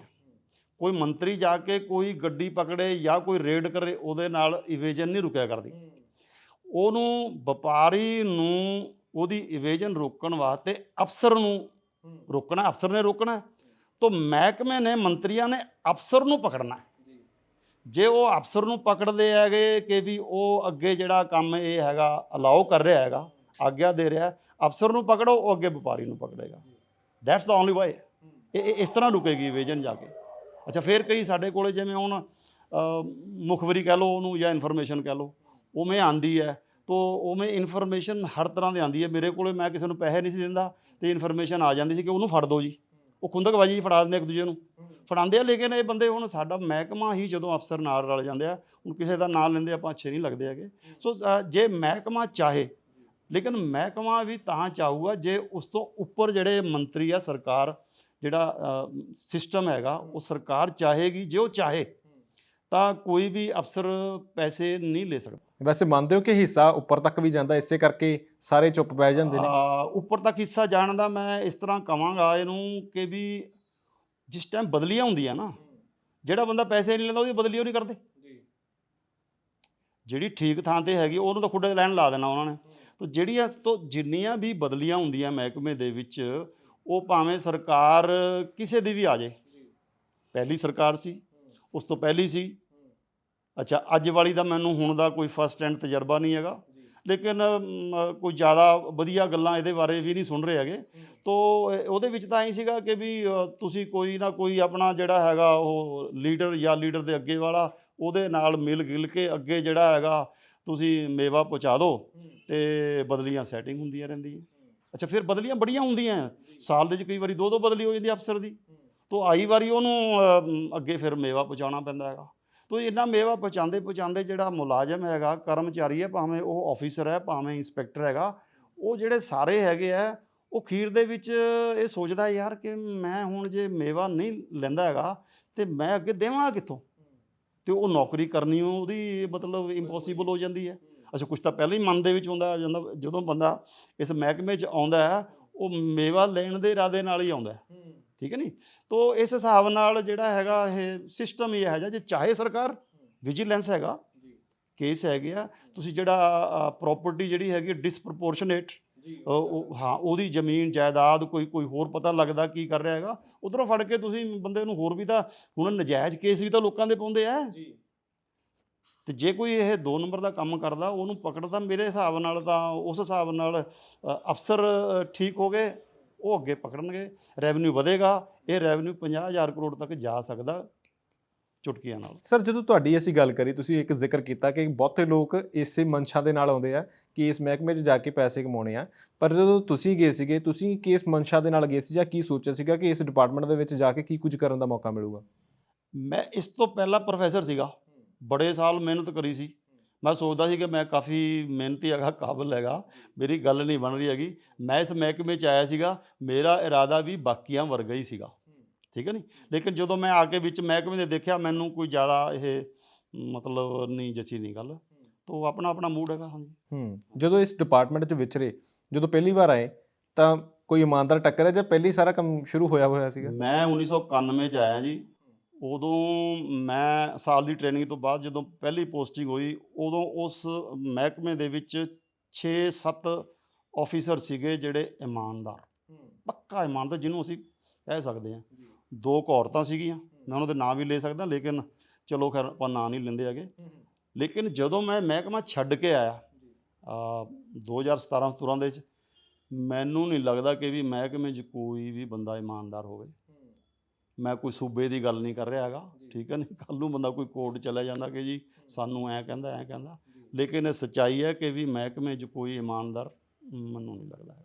ਸਰ, ਜਦੋਂ ਤੁਸੀਂ 2 ਟੈਕਸਾਂ ਦਾ ਜ਼ਿਕਰ ਕੀਤਾ, ਇੱਕ ਤਾਂ ਐਕਸਾਈਜ਼ ਵਾਲਾ ਹੋ ਗਿਆ, ਇੱਕ ਸੇਲਸ ਵਾਲਾ ਹੋ ਗਿਆ। ਸੇਲਸ ਦੇ ਵਿੱਚ ਬਹੁਤ ਸਾਰੀਆਂ ਚੀਜ਼ਾਂ ਨੇ, ਉੱਤੇ ਵੀ ਆਪਾਂ ਚਰਚਾ ਕਰਨੀ, ਪਰ ਐਕਸਾਈਜ਼ ਦਾ ਤੁਸੀਂ ਜ਼ਿਕਰ ਕੀਤਾ ਕਿ ਇਹਦੇ ਵਿੱਚ ਜਿੰਨਾ ਕੁ ਟੈਕਸ ਆ ਰਿਹਾ ਉਨਾ ਕੀ ਆਉਣਾ, ਇਸ ਤੋਂ ਜ਼ਿਆਦਾ ਨਹੀਂ ਆ ਸਕਦਾ। ਪਰ ਇੱਕ ਚਰਚਾ ਚੱਲਦੀ ਰਹੀ ਹੈ, ਜਿੱਦਾਂ ਨਵਜੋਤ ਸਿੰਘ ਸਿੱਧੂ ਵੀ ਪਿੱਛੇ ਜਿਹੇ ਜ਼ਿਕਰ ਕਰਦੇ ਰਹੇ ਕਿ ਸਾਡੇ ਜਿਹੜੇ ਗਵਾਂਢੀ ਸੂਬੇ ਨੇ ਪੰਜਾਬ ਦੇ ਵਿੱਚ, ਹੋਰ ਸਟੇਟਾਂ ਨੇ, ਉਹ ਸਾਡੇ ਨਾਲੋਂ ਕਿਤੇ ਜ਼ਿਆਦਾ ਰੈਵਨਿਊ ਕਮਾ ਰਹੇ ਨੇ ਇਸ ਚੀਜ਼ ਦੇ ਵਿੱਚ। ਅਤੇ ਇੱਕ ਆਮ ਆਦਮੀ ਪਾਰਟੀ ਨੇ ਵੀ ਇਹ ਜ਼ਿਕਰ ਕੀਤਾ ਸੀ ਵੀ ਜਦੋਂ ਸਾਡੀ ਸਰਕਾਰ ਬਣੀ ਤਾਂ ਇਸ ਦੇ ਵਿੱਚ ਅਸੀਂ ਐਕਸਾਈਜ਼ ਟੈਕਸ ਜਿਹੜਾ ਹੈਗਾ ਉਹ ਵਧਾਵਾਂਗੇ। ਇਹ ਜਿਹੜੀਆਂ ਚਰਚਾਵਾਂ ਸਰਕਾਰੀ ਤੌਰ 'ਤੇ ਚੱਲਦੀਆਂ ਹੈਗੀਆਂ ਜਾਂ ਜਿਹੜੇ ਲੀਡਰ ਕਰਦੇ ਨੇ, ਇਹ ਕਿਸ ਬਿਨਾਂ 'ਤੇ ਕਰਦੇ ਨੇ ਵੀ ਕਿਹੜੇ ਸੂਬਿਆਂ ਦੇ ਉਦਾਹਰਨ ਦਿੰਦੇ ਨੇ ਜਾਂ ਕਿਸ ਤਰੀਕੇ ਨਾਲ ਐਕਸਾਈਜ਼ ਪਾਲਿਸੀ ਵਧੀਆ ਕਰਕੇ ਟੈਕਸ ਵਧਾਇਆ ਜਾ ਸਕਦਾ ਹੈਗਾ? ਦੇਖੋ ਜੀ, ਸਿੱਧੂ ਸਾਹਿਬ ਦਾ ਮੈਨੂੰ ਬਿਆਨ ਯਾਦ ਹੈ। ਉਹ ਕਹਿੰਦੇ ਸੀ ਜੀ ਤਮਿਲਨਾਡੂ ਦੇ ਵਿੱਚ ਕਾਫੀ ਪੈਸੇ ਆ ਰਹੇ, 30-35 ਹਜ਼ਾਰ ਕਰੋੜ ਆ ਰਿਹਾ ਹੈਗਾ। ਉਹ ਮੈਂ ਡਾਟਾ ਚੈੱਕ ਕੀਤਾ, ਮੈਂ ਉਸ ਤੋਂ ਬਾਅਦ ਇੱਕ ਵੀਡੀਓ ਵੀ ਬਣਾਈ ਸੀਗੀ। ਉਹ ਮੈਂ ਦੇਖਿਆ ਕਿ ਉਹ ਸਿੱਧੂ ਸਾਹਿਬ ਨੇ ਸੇਲ ਟੈਕਸ ਦਾ ਵੀ ਵਿੱਚ ਰਲਾ ਕੇ ਡਾਟਾ ਜਿਹੜਾ ਹੈਗਾ ਸੀਗਾ ਇਹ ਕਰਤਾ, ਕਿਉਂਕਿ ਲੀਡਰ ਹੈਗੇ, ਬੋਲਣਾ ਪੈਂਦਾ ਹੈਗਾ। ਉਹਨਾਂ ਨੇ ਰਿਸਰਚ ਨਹੀਂ ਕੀਤੀ, ਮੈਂ ਰਿਸਰਚ ਕੀਤੀ ਹੋਈ ਹੈ। ਐਕਸਾਈਜ਼ ਦਾ ਤਮਿਲਨਾਡੂ ਜਾਂ ਹੋਰ ਸਟੇਟਸ ਦਾ ਵੀ ਪੰਜਾਬ ਜਿੰਨਾ ਕਿ ਹੀ ਐਕਸਾਈਜ਼ ਆਉਂਦਾ ਇੰਨਾ ਕੀ ਹੈ। ਪੰਜਾਬ 'ਚ 6-8 ਹਜ਼ਾਰ ਕਰੋੜ ਆਉਂਦਾ, ਉਹਨਾਂ ਦੇ 'ਚ ਕਿਸੇ 'ਚ 1000 ਕਰੋੜ ਵੱਧ ਆਉਂਦਾ ਹੋਊਗਾ, ਕਿਸੇ 'ਚ ਘੱਟ ਆਉਂਦਾ ਹੋਏਗਾ। ਜਦੋਂ ਕੋਈ 35 ਹਜ਼ਾਰ ਕਰੋੜ ਆਉਂਦਾ, ਇਹੋ ਜਿਹੀ ਕੋਈ ਗੱਲ ਨਹੀਂ ਹੈਗੀ। ਐਕਸਾਈਜ਼ ਦੇ ਵਿੱਚ ਪੰਜਾਬ ਦੇ ਵਿੱਚ ਜ਼ਿਆਦਾ ਸੰਭਾਵਨਾ ਨਹੀਂ ਹੈਗੀ, ਚੋਰੀ ਹੁੰਦੀ ਹੈ। ਸਾਡੇ ਮਹਿਕਮੇ ਦੇ ਅਫਸਰ ਵੀ ਕਰਵਾਉਂਦੇ ਆ, ਹਾਂਜੀ, ਥੱਲੇ ਇੰਸਪੈਕਟਰ ਕਰਵਾਉਂਦਾ, ਸੇਵਾਦਾਰ ਹੈਗੇ। ਅੱਛਾ, ਤੁਸੀਂ ਐਂ ਦੇਖੋਗੇ ਕਿ ਵੀ ਜਿਹੜੀ ਡਿਸਟਿਲਰੀ ਹੈ, ਫੋਰ ਐਗਜ਼ਾਮਪਲ, ਡਿਸਟਿਲਰੀ ਦੇ ਵਿੱਚ ਜਿਹੜਾ ETO ਲੱਗਦਾ ਹੈ, ਇੰਸਪੈਕਟਰ ਲੱਗਦਾ ਹੈ, ਸੇਵਾਦਾਰ ਲੱਗਦਾ ਹੈ, ਹਾਂਜੀ, ਕਲਰਕ ਲੱਗਦਾ ਹੈ, ਉਸ ਫੈਕਟਰੀ ਦੇ ਮਾਲਕ ਨੂੰ ਕਹਿੰਦੇ ਆ ਕਿ ਜੀ ਮੇਰੀ ਬਦਲੀ ਆਪਣੀ ਫੈਕਟਰੀ 'ਚ ਕਰਵਾ ਲਓ। ਮੈਂ ਹੁਣ ਨਾਂ ਨਹੀਂ ਲੈਂਦਾ, ਚੰਗਾ ਲੱਗਦਾ। ਜਿਤਨੀਆਂ ਵੀ ਫੈਕਟਰੀਆਂ, ਮੈਂ ਬਤੌਰ DETC ਇੱਧਰ ਚੈਕਿੰਗ ਕੀਤੀ ਹੈ। ਜਦੋਂ ਮੈਂ ਰਿਟਾਇਰ ਹੋਇਆ ਉਦੋਂ DETC ਡਿਸਟਿਲਰੀ, ਜਦੋਂ ਐਕਸਾਈਜ਼ ਦੀ ਪਾਲਿਸੀ ਬਣਦੀ ਹੈ, ਉਹ ਮੈਂ ਉਸ ਦੇ ਵਿੱਚ ਟੀਮ ਦੇ ਵਿੱਚ ਸੀਗਾ। ਅੱਛਾ, ਇਹ ਹੁਣ ਜਿਹੜੇ ਹੈਗੇ ਆ, ਇਹ ਸਾਰੇ ਜਦੋਂ ਇਹ ਆਫੀਸਰ ਜਾਂ ਮੁਲਾਜ਼ਮ ਕਰਮਚਾਰੀ ਮਾਲਕ ਨੂੰ ਕਹਿੰਦੇ ਆ ਕਿ ਮੇਰੀ ਬਦਲੀ ਕਰਾ ਦਿਓ, ਉੱਥੇ ਜਾ ਕੇ ਉਹਨਾਂ ਦੀ ਲੰਚ ਡਿਨਰ ਅਤੇ ਸ਼ਾਮ ਨੂੰ ਪੀਣਾ ਖਾਣਾ ਸਾਰਾ ਹੈਗਾ, ਉਸ ਦੀ ਚੋਰੀ ਫਕੜ ਸਕਦੇ ਆ। ਤੁਸੀਂ ਦੇਖੋਗੇ ਕਿ ਸਾਰੀਆਂ ਫੈਕਟਰੀਆਂ ਦੇ ਵਿੱਚ ਪੰਜਾਬ ਦੇ ਵਿੱਚ 25-26 ਡਿਸਟਿਲਰੀਜ਼ ਹੈਗੀਆਂ ਸ਼ਰਾਬ ਬਣਾਉਣ। ਮੈਂ ਉਹਨਾਂ ਦਾ ਜ਼ਿਕਰ ਕਰਨ ਲੱਗਾ ਸੀਗਾ, ਹਾਂਜੀ, ਕਿ ਡਿਸਟਿਲਰੀਆਂ ਬਹੁਤ ਨੇ, ਅਤੇ ਬਹੁਤਿਆਂ ਦਾ ਜਦੋਂ ਜ਼ਿਕਰ ਕਰਦੇ ਤਾਂ ਉਹ ਮੰਤਰੀਆਂ ਸੰਤਰੀਆਂ ਦੀਆਂ ਵੀ, ਮੰਤਰੀਆਂ ਦੀਆਂ ਉਹਦੇ ਵਿੱਚੋਂ ਜ਼ਿਆਦਾ ਨਹੀਂ ਹੈਗੀਆਂ। ਅੱਜ ਕੱਲ੍ਹ ਸ਼ਾਇਦ ਰਲ ਕੇ, ਮੇਰਾ ਖਿਆਲ ਬਨੂੜ ਵਾਲੀ ਅਤੇ ਖਾਸੇ ਵਾਲੀ ਆਪਣੇ ਪਹਿਲੇ ਅਕਾਲੀ ਸੀਗੇ ਵੱਡੇ ਲੀਡਰ, ਉਹਨਾਂ ਦੀਆਂ। ਅਤੇ ਇੱਕ ਜਿਹੜੀ ਉਹ ਉਧਰ ਜੀਰੇ ਫਿਰੋਜ਼ਪੁਰ ਵਾਲੀ ਸੀਗੀ, ਇੱਕ ਜਿਹੜੀ ਹੈਗੀ ਆਪਣਾ ਉਹ ਵੀ ਕਾਂਗਰਸ ਲੀਡਰ ਦੀ ਹੈ, ਜਿਹੜੀ ਪੱਟੀ ਹੈ ਸ਼ਾਇਦ, ਪੱਟੀ। ਉਹਨੂੰ ਛੱਡ ਕੇ ਬਾਕੀ ਵਾਲੀਆਂ ਸ਼ਾਇਦ ਲੀਡਰਾਂ ਦੀ ਨਹੀਂ ਹੈਗੀਆਂ, ਮੇਰਾ ਖਿਆਲ ਆ ਇਹਦੇ 'ਚ ਆਪ ਹੀ ਹੈਗੇ। ਪਰ ਲੀਡਰਾਂ ਦੀ ਅੰਡਰਸਟੈਂਡਿੰਗ ਦੇ ਨਾਲ ਹੀ ਕਹਿੰਦੇ ਲੱਗੀਆਂ ਨੇ ਸਰ। ਲੀਡਰਾਂ ਦੀ ਅੰਡਰਸਟੈਂਡਿੰਗ ਦੇ ਨਾਲ ਜ਼ਿਆਦਾ ਨਹੀਂ ਮੈਂ ਉਹਦੇ ਵਿੱਚ ਕਹਾਂਗਾ ਕਿ ਵੀ ਲੀਡਰ ਕੋਈ ਜ਼ਿਆਦਾ ਉਹਦੇ ਵਿੱਚ ਕਰਦੇ ਹੈਗੇ, ਨਾ ਉਹਦੇ ਵਿੱਚ ਨਹੀਂ ਹੈਗਾ। ਤੇ ਤੁਸੀਂ ਦੱਸਣ ਲੱਗੇ ਸੀ ਕਿ 16-17 ਡਿਸਟਿਲਰੀਆਂ ਹੈਗੀਆਂ, ਤਾਂ ਇਸ ਤੋਂ 16 ਨਹੀਂ ਡਿਸਟਿਲਰੀਆਂ ਹੈਗੀਆਂ ਪੰਜਾਬ ਦੇ 25-26। ਮੈਂ ਸਾਰੀਆਂ ਚੈੱਕ ਕੀਤੀਆਂ। ਇੱਕ ਵਾਰੀ ਵੇਨੂ ਪ੍ਰਸ਼ਾਦ ਜੀ ਸੀਗੇ ETC, ਉਹਨਾਂ ਨੇ ਮੇਰੀ ਡਿਊਟੀ ਲਾਈ ਸੀ ਸਾਰਿਆਂ ਨੂੰ ਚੈੱਕ ਕਰਨ ਦੀ, ਅਤੇ ਥੋਕ ਵਾਲਾ ਜਿਹੜਾ ਹੈਗਾ ਦੇਸੀ ਦਾ, ਉਹ ਸਾਰੀਆਂ ਚੈੱਕ ਕਰਨ ਦੀ ਡਿਊਟੀ, ਮੈਂ ਸਾਰੀਆਂ ਚੈੱਕ ਕੀਤੀਆਂ। ਅੱਛਾ, 25-26 ਡਿਸਟਿਲਰੀਆਂ ਅਤੇ 35-40 ਹੈਗੇ ਬੋਟਲਿੰਗ ਪਲਾਂਟ। ਬੋਟਲਿੰਗ ਪਲਾਂਟ ਹੁੰਦਾ ਹੈ ਕਿ ਫੈਕਟਰੀ ਤੋਂ ਸਪਿਰਿਟ ਲਿਆ ਕੇ ਆਪਣੀ ਉਹ ਬੋਟਲਿੰਗ ਪਲਾਂਟ ਦੇ ਵਿੱਚ ਪਾਣੀ ਰਲਾ ਕੇ, ਫਲੇਵਰ ਰਲਾ ਕੇ ਬੋਤਲਾਂ 'ਚ ਭਰਦੇ ਆ, ਅਤੇ ਉੱਥੇ ਉਹ ਬੋਟਲਿੰਗ ਦਾ ਕੰਮ ਕਰਦੇ ਆ। ਅੱਛਾ, ਸਰਕਾਰ ਨੇ ਚੋਰੀ ਕਰਨ ਰੋਕਣ ਵਾਸਤੇ ਬੜੇ ਸਿਸਟਮ ਬਣਾਏ ਹੋਏ ਆ। ਇਹਦੇ ਵਿੱਚ ਹਰੇਕ ਫੈਕਟਰੀ ਦੇ ਵਿੱਚ ਔਰ ਬੋਟਲਿੰਗ ਪਲਾਂਟ ਦੇ 'ਚ ਇੱਕ ਰਾਊਂਡ ਦਾ ਕਲੌਕ 360 ਡਿਗਰੀ ਦੇ ਘੁੰਮਣ ਵਾਲਾ ਕੈਮਰਾ ਲਾਇਆ ਹੋਇਆ। ਗੇਟ ਦੇ ਉੱਪਰ ਜਿਹੜੀ ਗੱਡੀ ਬਾਹਰ ਨਿਕਲੇਗੀ ਅੰਦਰ ਆਏਗੀ ਉਹਦਾ ਉਹ ਨੰਬਰ ਪਲੇਟ ਪੜੇਗੀ ਵਗੈਰਾ ਵਗੈਰਾ। ਇੱਕ ਬੂਮ ਬੈਰੀਅਰ ਲੱਗਿਆ ਹੋਇਆ ਐ, ਠੀਕ ਹੈ ਨਹੀਂ। ਜਦੋਂ ਉਹ ਡਿਊਟੀ ਭਰੋਗੇ, ਪੈਸੇ ਭਰੋਗੇ ਤਾਂ ਉਹ ਉੱਪਰ ਗੱਡੀ ਨਿਕਲੇਗੀ, ਠੀਕ ਹੈ ਨਹੀਂ। ਤਾਂ ਉੱਥੇ ਕੋਈ ਚੋਰੀ ਦੀ ਸੰਭਾਵਨਾ ਨਹੀਂ, ਥਾਂ ਥਾਂ ਤੇ ਕੈਮਰੇ ਲੱਗੇ ਹੋਇਆ। ਉਹਨਾਂ ਕੈਮਰਿਆਂ ਦੀ ਰੀਅਲ ਟਾਈਮ 24/7 ਸਾਡੇ ਪਟਿਆਲੇ ਹੈੱਡ ਆਫਿਸ ਦੇ ਵਿੱਚ ਰਿਕਾਰਡਿੰਗ ਆਉਂਦੀ ਹੈ। ਉਹਦੇ ਵਿੱਚ ਉਹ 40 ਜਾਂ 60 ਜਿਤਨੇ ਵੀ ਆ ਸਾਰਿਆਂ ਦਾ ਉਹ ਟੈਲੀਵਿਜ਼ਨਾਂ ਦੇ ਉੱਪਰ ਨਜ਼ਰ ਆਉਂਦਾ ਤੇ ਤੁਸੀਂ ਉਹਨੂੰ ਮਤਲਬ ਪਿੱਛੇ ਰਿਵਾਈਂਡ ਕਰਕੇ ਦੇਖ ਸਕਦੇ ਹੋ। ਲੇਕਿਨ ਜੇ ਹੁਣ ਉਹ DETC ਡਿਸਟਿਲਰੀ, ਮੇਰੇ ਕੋਲ ਸਾਰੀਆਂ ਡਿਸਟਿਲਰੀਆਂ, ਸਾਰੇ ਬੋਟਲਿੰਗ ਪਲਾਂਟ ਹੈ, ਚੈੱਕ ਮੈਂ ਕਰਨਾ, ਮੈਂ ਹੀ ਚੈੱਕ ਨਹੀਂ ਕਰਦਾ, ਮੈਂ ਹੀ ਸਮਝੌਤਾ ਕਰ ਰਿਹਾ ਕਿਤੇ। ਹਾਂ, ਉਹ ਸਿਸਟਮ ਹੀ ਇਹੋ ਜਿਹਾ ਬਣਿਆ, ਕੀ ਕਰੋਗੇ ਜਾ ਕੇ। ਅਦਰਵਾਈਜ਼ ਤੁਸੀਂ ਇਹ ਸਿਸਟਮ ਦੇ ਅੱਜ ਕੱਲ੍ਹ ਇਹੋ ਜਿਹਾ ਹੈ ਕਿ ਮੰਨ ਲਓ ਮੈਂ ਗੱਡੀ ਜਾ ਰਹੀ ਹੈਗੀ, ਸ਼ਰਾਬ ਦਾ ਟੈਂਕਰ ਜਾ ਰਿਹਾ ਹੈਗਾ, ਮੈਂ ਉਹਨੂੰ ਰੋਕਣਾ ਵੀ ਨਹੀਂ ਚਾਹੁੰਦਾ, ਮੈਂ ਮੋਬਾਈਲ ਦੇ ਉੱਪਰ ਐਪ ਬਣਾਈ ਹੋਈ ਹੈ ਮਹਿਕਮੇ ਨੇ, ਉਹਦੇ ਵਿੱਚ ਮੈਂ ਨੰਬਰ ਪਾਵਾਂਗਾ ਤੇ ਉਹਦੇ ਵਿੱਚ ਆ ਜਾਏਗਾ ਕਿ ਇਹ ਕਿਹੜੀ ਡਿਸਟਿਲਰੀ ਜਾਂ ਕਿਹੜੀ ਬੋਟਲਿੰਗ ਪਲਾਂਟ ਤੋਂ ਕਿਤਨੇ ਵੱਜ ਕੇ ਕਿੰਨੇ ਮਿੰਟ ਤੇ ਨਿਕਲੀ ਹੈ, ਜਾਂ ਇਹ ਗੱਡੀ ਨਿਕਲੀ ਤਾਂ ਸਵੇਰੇ ਸੀਗੀ, ਇਹ ਦੂਜਾ ਚੱਕਰ ਹੈ ਇਹਦਾ। ਡਿਸਟਿਲਰੀ ਐਵੇਂ ਹੁੰਦਾ ਨਾ ਕਿ ਇੱਕ ਪਾਸ ਹੁੰਦਾ D20, ਉਸ D20 ਇੱਕ ਦੇ ਉੱਪਰ ਟਾਈਮ ਵਗੈਰਾ ਸਾਰਾ ਕੁਝ ਹੁੰਦਾ, ਲੈਣ ਵਾਲਾ ਦੇਣ ਵਾਲਾ ਸਾਰਾ ਕੁਝ। ਲੇਕਿਨ ਉਹ ਇੱਕ ਪਾਸ ਦੇ ਉੱਪਰ 3 ਗੇੜੇ ਲਗਾ ਦਿੰਦੇ ਆ। ਅੱਛਾ, ਸਾਡਾ ਬੰਦਾ ਵੀ ਉੱਥੇ ਹੀ ਬੈਠਾ, ਸਾਡਾ ਇੰਸਪੈਕਟਰ ਵੀ ਉੱਥੇ ਹੀ ਬੈਠਾ, ETO ਵੀ ਉੱਥੇ ਬੈਠਾ, ਠੀਕ ਹੈ ਨਹੀਂ। ਅੱਛਾ, ਉੱਪਰ ਵਾਲਾ ਜੇ ਚਾਹੇ DTC ਉਹ ਇੰਸਪੈਕਟਰ ਨੂੰ ਪਕੜ ਸਕਦਾ, ETO ਨੂੰ ਪਕੜ ਸਕਦਾ ਵੀ ਭਾਈ ਤੂੰ ਇਤਨੀਆਂ ਗੱਡੀਆਂ ਕਿਵੇਂ ਕਰਦੀਆਂ, ਬੀਅਰ ਦੀਆਂ ਨਿਕਲਦੀਆਂ ਸਾਰੀਆਂ। ਨਹੀਂ, ਅਸੀਂ ਪਕੜਦੇ ਵੀ ਰਹਿੰਦੇ ਹਾਂ, ਕਈ ਇਹੋ ਜਿਹੇ ਪਹਿਲਾਂ ਵੀ ਪਕੜੇ ਵੀ ਆ ਕੇਸ ਕਈ, ਤੇ ਲੇਕਿਨ ਉਹ ਜੇ ਹੁਣ ਨਾ ਪਕੜਨਾ ਚਾਹੇ, ਠੀਕ ਹੈ ਨਹੀਂ। ਅੱਛਾ, ਉਹ DTC ਜਿਹੜਾ ਹੈਗਾ ਉਹ ਮੰਤਰੀ ਸਾਹਿਬ ਨੂੰ ਕਹਿੰਦਾ ਕਿ ਜੀ ਮੈਨੂੰ ਇੱਥੇ ਲਗਾ ਦਿਓ, ਜਿਹੜਾ ਉੱਥੇ ਉੱਪਰ ਨਹੀਂ ਕਹਿੰਦਾ ਜਾਂ ਉੱਪਰ ਜਾ ਕੇ ਕੋਈ ਸੇਵਾ ਨਹੀਂ ਕਰਦਾ, ਉਹਨੂੰ ਕੋਈ ਸਾਰੀ ਉਮਰ ਵੀ ਨਹੀਂ ਲਗਾਉਂਦਾ। ਤਾਂ ਇਹੋ ਜਿਹਾ ਸਿਸਟਮ ਹੈਗਾ, ਜੇ ਚਾਹੇ ਸਰਕਾਰ ਚਾਹੁੰਦੀ ਨਹੀਂ, ਦੈਟਸ ਅ ਰੀਅਲ ਪ੍ਰੋਬਲਮ। ਸਰਕਾਰ ਚਾਹੇ ਤਾਂ ਮਿੰਟਾਂ 'ਚ ਕੰਮ ਹੋ ਸਕਦਾ। ਤੁਸੀਂ ਇਹ ਜ਼ਿਕਰ ਕਰ ਰਹੇ ਸੀ ਕਿਉਂਕਿ ਬਹੁਤ ਸਾਰੀਆਂ ਚੀਜ਼ਾਂ ਜਿਹੜੀਆਂ ਐਕਸਾਈਜ਼ ਨਾਲ ਜੁੜੀਆਂ ਹੁੰਦੀਆਂ, ਤਾਂ ਜਿਵੇਂ ਇੱਕ ਕਰਕੇ ਆਪਾਂ ਜ਼ਿਕਰ ਕਰ ਰਹੇ ਹਾਂ, ਤਾਂ ਲੱਗਦਾ ਕਿ ਪੋਲੀਟੀਸ਼ੀਅਨ ਜਿਹੜੇ ਨੇ ਉਹ ਵੀ ਵੱਡੀ ਭੂਮਿਕਾ ਨਿਭਾਉਂਦੇ ਨੇ ਇਸ ਪੂਰੀ ਚੀਜ਼ ਦੇ ਵਿੱਚ, ਇਸ ਪੂਰੇ ਸਿਨੈਰੀਓ ਦੇ ਵਿੱਚ। ਕਹਿੰਦੇ ਕਿ ਇੱਕ ਨੈਕਸਸ ਬਣਿਆ ਹੋਇਆ ਜਿਹਦੇ ਵਿੱਚ ਜਿਹੜੇ ਵੱਡੇ ਕਾਰੋਬਾਰੀ ਉਹ ਆ ਜਾਂਦੇ, ਵੱਡੇ ਅਫਸਰ ਜਿਹੜੇ ਨੇ ਉਹ ਆ ਜਾਂਦੇ, ਤੇ ਨਾਲ ਪੋਲੀਟੀਸ਼ੀਅਨ, ਇਹਨਾਂ ਤਿੰਨਾਂ ਦਾ ਇੱਕ ਨੈਕਸਸ ਬਣ ਜਾਂਦਾ। ਇਸੇ ਕਰਕੇ ਪੰਜਾਬ ਦੇ ਖਜ਼ਾਨੇ ਨੂੰ ਖੋਰਾ ਲੱਗਦਾ। ਦੇਖੋ ਜੀ, ਨੈਕਸਸ ਤਾਂ ਪਹਿਲੀ ਗੱਲ ਤਾਂ ਬਦਲੀਆਂ ਦੇ ਵਿੱਚ ਹੀ ਹੈਗਾ, ਤੇ ਉਹ ਅਫਸਰ ਨੂੰ ਉੱਪਰਲੇ ਪੋਲੀਟੀਸ਼ੀਅਨ ਦਾ ਮੰਨਣਾ ਪਏਗਾ। ਹੁਣ ਮੈਂ ਇਸ ਮਹਿਕਮੇ 'ਚ ਕਾਫੀ ਆਪਣੇ ਹਿਸਾਬ ਨਾਲ ਕੰਮ ਕੀਤਾ ਹੋਇਆ, ਤੋ ਮੈਂ ਕਈ ਥਾਵਾਂ 'ਤੇ ਉੱਪਰਲੇ ਆਫੀਸਰ ਵੀ ਜਿਹੜੇ ਕੋਈ ਅੱਛੇ ਮੋਟੇ ਇਵੇਜਨ ਵਾਲੇ ਕੇਸ ਸੀ ਫੈਕਟਰੀਆਂ ਦੇ ਜਾਂ ਕਿਤੇ ਬਿਜ਼ਨਸ ਦੇ ਰੇਡ ਕਰਕੇ, ਮੈਂ ਉਹਦੀ ਇਨਕੁਆਇਰੀ ਕਰਦਾ ਸੀ। ਮੇਰੇ ਕੋਲ ਕੇਸਿਸ ਹੁੰਦੇ, ਉਹਦੀ ਪੈਨਲਟੀ ਮੈਨੇ ਲਗਾਉਣੀ ਹੁੰਦੀ ਸੀ। ਲੇਕਿਨ ਮੇਰੇ ਕੋਲੇ ਵੀ ਕਈ ਕੇਸਾਂ ਦੇ ਵਿੱਚ ਉਸ ਟਾਈਮ ਦੇ ਜਿਹੜੇ ਮੰਤਰੀ ਸੀਗੇ ਉਹਨਾਂ ਦੀਆਂ ਸਿਫਾਰਿਸ਼ਾਂ ਆਉਂਦੀਆਂ ਸੀ। ਜਦੋਂ ਮੈਂ ਅੱਛਾ ਆਫੀਸਰ ਸੀਗੇ ਜਿਹੜੇ ਹੁਣ ਉਹ ਟੌਪ ਲੈਵਲ ਦੇ ਪੰਜਾਬ ਦੇ ਆਫੀਸਰ, ਉਹ ਵੀ ਕਈ ਵਾਰੀ ਸਿਫਾਰਿਸ਼ ਆ ਜਾਂਦੀ ਸੀ ਕਿ ਇਹਨੂੰ ਹੈ। ਅੱਛਾ, ਮੈਂ ਉਹ ਨਹੀਂ ਸੀ ਕਰਦਾ, ਅਤੇ ਉਸ ਤੋਂ ਬਾਅਦ ਫਿਰ ਉਹ ਅਰਜੀ ਪਾ ਦਿੰਦੇ ਸੀ ਕਿ ਜੀ ਸਾਨੂੰ ਸਾਡਾ ਕੇਸ ਬਾਂਗੜ ਸਾਹਿਬ ਤੋਂ ਬਦਲ ਕੇ ਕਿਸੇ ਹੋਰ ਕੋਲੇ ਅਫਸਰ ਕੋਲੇ ਦੇ ਦਿਓ, ਅਤੇ ਬਾਕੀ ਸਾਰੇ ਅਫਸਰ ਉਹ ਤੁਹਾਨੂੰ ਪਤਾ ਚੰਗੇ ਹੀ ਹੁੰਦੇ ਸੀ। ਹਾਂ, ਉਹਨਾਂ ਦਾ ਅੱਛਾ, ਮੈਂ ਹੁਣ ਇਹਦੇ ਸੀਗਾ ਕਿ ਵੀ ਆਪਾਂ ਨੇ ਚਲੋ ਆਪਣੀ ਡਿਊਟੀ ਕਰੀ ਹੈ, ਹੁਣ ਇਸ ਤੋਂ ਬਾਅਦ ਆਪਾਂ ਕੀ ਕਰ ਸਕਦੇ ਹਾਂ। ਹਾਂ, ਇਸ ਤੋਂ ਬਾਅਦ ਜੇ ਉਹ ਕਿਸੇ ਹੋਰ ਨੂੰ ਕੇਸ ਰੈਫਰ ਕਰ ਦਿੰਦੇ ਤਾਂ ਉਹਨਾਂ ਦੀ ਮਰਜ਼ੀ, ਜਾਂਦੇ ਸੀ ਕੇਸ, ਉਹ ਮੇਰੇ ਤੋਂ ਫਾਈਲ ਟ੍ਰਾਂਸਫਰ ਹੋ ਜਾਣੀ ਹੈ, ਅਤੇ ਉਹ ਆਪਣੀ ਮਰਜ਼ੀ ਨਾਲ ਫਿਰ ਉਹ ਜਿਵੇਂ ਕਰਨਾ ਚਾਹੁੰਦੇ ਉਹ ਮੈਂ ਹੁੰਦਾ। ਸਰ, ਇੱਕ ਬੜੀ ਅਹਿਮ ਚੀਜ਼ ਹੈ, ਜਿਵੇਂ ਆਪਾਂ ਐਕਸਾਈਜ਼ ਦਾ ਜ਼ਿਕਰ ਕੀਤਾ, ਹੁਣ ਦੂਸਰੇ ਪਾਸੇ ਸੇਲਸ ਦਾ ਜ਼ਿਕਰ ਕਰ ਲਈਏ। ਇੱਕ ਤਾਂ ਲੋਕ ਕਹਿ ਦਿੰਦੇ ਕਿ ਅਸੀਂ ਪੰਜਾਬ ਦਾ ਭਲਾ ਚਾਹੁੰਦੇ ਹਾਂ, ਤਾਂ ਦੂਜੇ ਪਾਸੇ ਪੰਜਾਬ ਦੇ ਟੈਕਸ ਦੇ ਵਿੱਚ ਆਪ ਹੀ ਖੋਰਾ ਲਾ ਰਹੇ ਨੇ। ਤੁਸੀਂ ਜਿਵੇਂ ਜ਼ਿਕਰ ਕਰ ਰਹੇ ਸੀ ਕਿ ਸੇਲਸ ਵਾਲੇ ਮਾਮਲੇ ਦੇ ਵਿੱਚ ਹੱਦੋਂ ਵੱਧ ਜਿਹੜੀ ਇਸ ਵੇਲੇ ਖੋਰੇ ਲੱਗ ਰਹੇ ਨੇ, ਚੋਰ ਮੋਹਰੀਆਂ ਦੇ ਜ਼ਰੀਏ ਟੈਕਸ ਜਿਹੜਾ ਹੈਗਾ ਉਹ ਲੁੱਟਿਆ ਜਾ ਰਿਹਾ ਹੈਗਾ। ਤਾਂ ਮੈਨੂੰ ਲੱਗਦਾ ਕਿ ਇਸ ਦੇ ਵਿੱਚ ਜਿੱਥੇ ਪੋਲੀਟੀਸ਼ੀਅਨ ਜ਼ਿੰਮੇਵਾਰ ਆ, ਜਿੱਥੇ ਵੱਡੇ ਅਫਸਰ ਜ਼ਿੰਮੇਵਾਰ ਆ, ਉੱਥੇ ਜਿੱਥੇ ਪੁਲਿਸ ਜ਼ਿੰਮੇਵਾਰ ਹੈ, ਅਤੇ ਉੱਥੇ ਨਾਲ ਦੀ ਨਾਲ ਆਮ ਲੋਕ ਵੀ ਜ਼ਿੰਮੇਵਾਰ ਹੈਗੇ। ਦੇਖੋ ਜੀ, ਜੇ ਹੁਣ ਟੈਕਸ ਚੋਰੀ ਰੁਕੇਗੀ, ਟੈਕਸ ਦੇਣਾ ਪਏਗਾ। ਉਹ ਟੈਕਸ ਜਿਹੜਾ ਵਪਾਰੀ ਨੇ ਪੱਲੇ ਉਹਦਾ ਦੇਣਾ ਨਹੀਂ, ਉਹਨੇ ਉਹ ਮਾਲ ਦੇ ਉੱਪਰ, ਗੁਡਸ ਦੇ ਉੱਪਰ, ਵਸਤੂਆਂ ਦੇ ਉੱਪਰ ਹੀ ਆਉਣਾ ਹੈਗਾ। ਉਹ ਵਸਤੂ ਥੋੜ੍ਹੀ ਜਿਹੀ ਹੋਰ ਮਹਿੰਗੀ ਹੋ ਜਾਏਗੀ, ਠੀਕ ਹੈ ਨਹੀਂ। ਹੁਣ ਕਾਨੂੰਨ ਤੇ ਸਾਡੇ ਬਾਕੀ ਤਾਂ ਚਲੋ ਅਸੀਂ ਗੱਡੀਆਂ ਨੂੰ ਫੜਦੇ ਆ, ਠੀਕ ਹੈ ਨਹੀਂ। ਕਾਨੂੰਨ ਤੇ ਇਹ ਕਾਨੂੰਨ ਕੋਈ ਸਰਕਾਰ ਨਹੀਂ ਕਰਕੇ ਰਾਜੀ ਕਿ ਵੀ ਜਿਹੜਾ ਵੀ ਨਾਗਰਿਕ ਕਿਸੇ ਦੁਕਾਨ ਤੋਂ ਬਗੈਰ ਬਿੱਲ ਲੈ ਕੇ ਕੋਈ ਮਾਲ ਆਊਗਾ, ਅਸੀਂ ਉਹਦੀ ਚੈਕਿੰਗ ਕਰਾਂਗੇ। ਕੋਈ ਸਰਕਾਰ, ਕੋਈ ਪਾਰਟੀ ਇਹ ਗੱਲ, ਕਿਉਂਕਿ ਉਹ ਵੋਟਾਂ ਖਰਾਬ ਹੁੰਦੀਆਂ ਤੋ ਆਮ ਨਾਗਰਿਕ ਦੀ ਚੈਕਿੰਗ ਕਰਨੀ ਕੋਈ ਸਰਕਾਰ ਨਹੀਂ ਚਾਹੁੰਦੀ ਹੈਗੀ।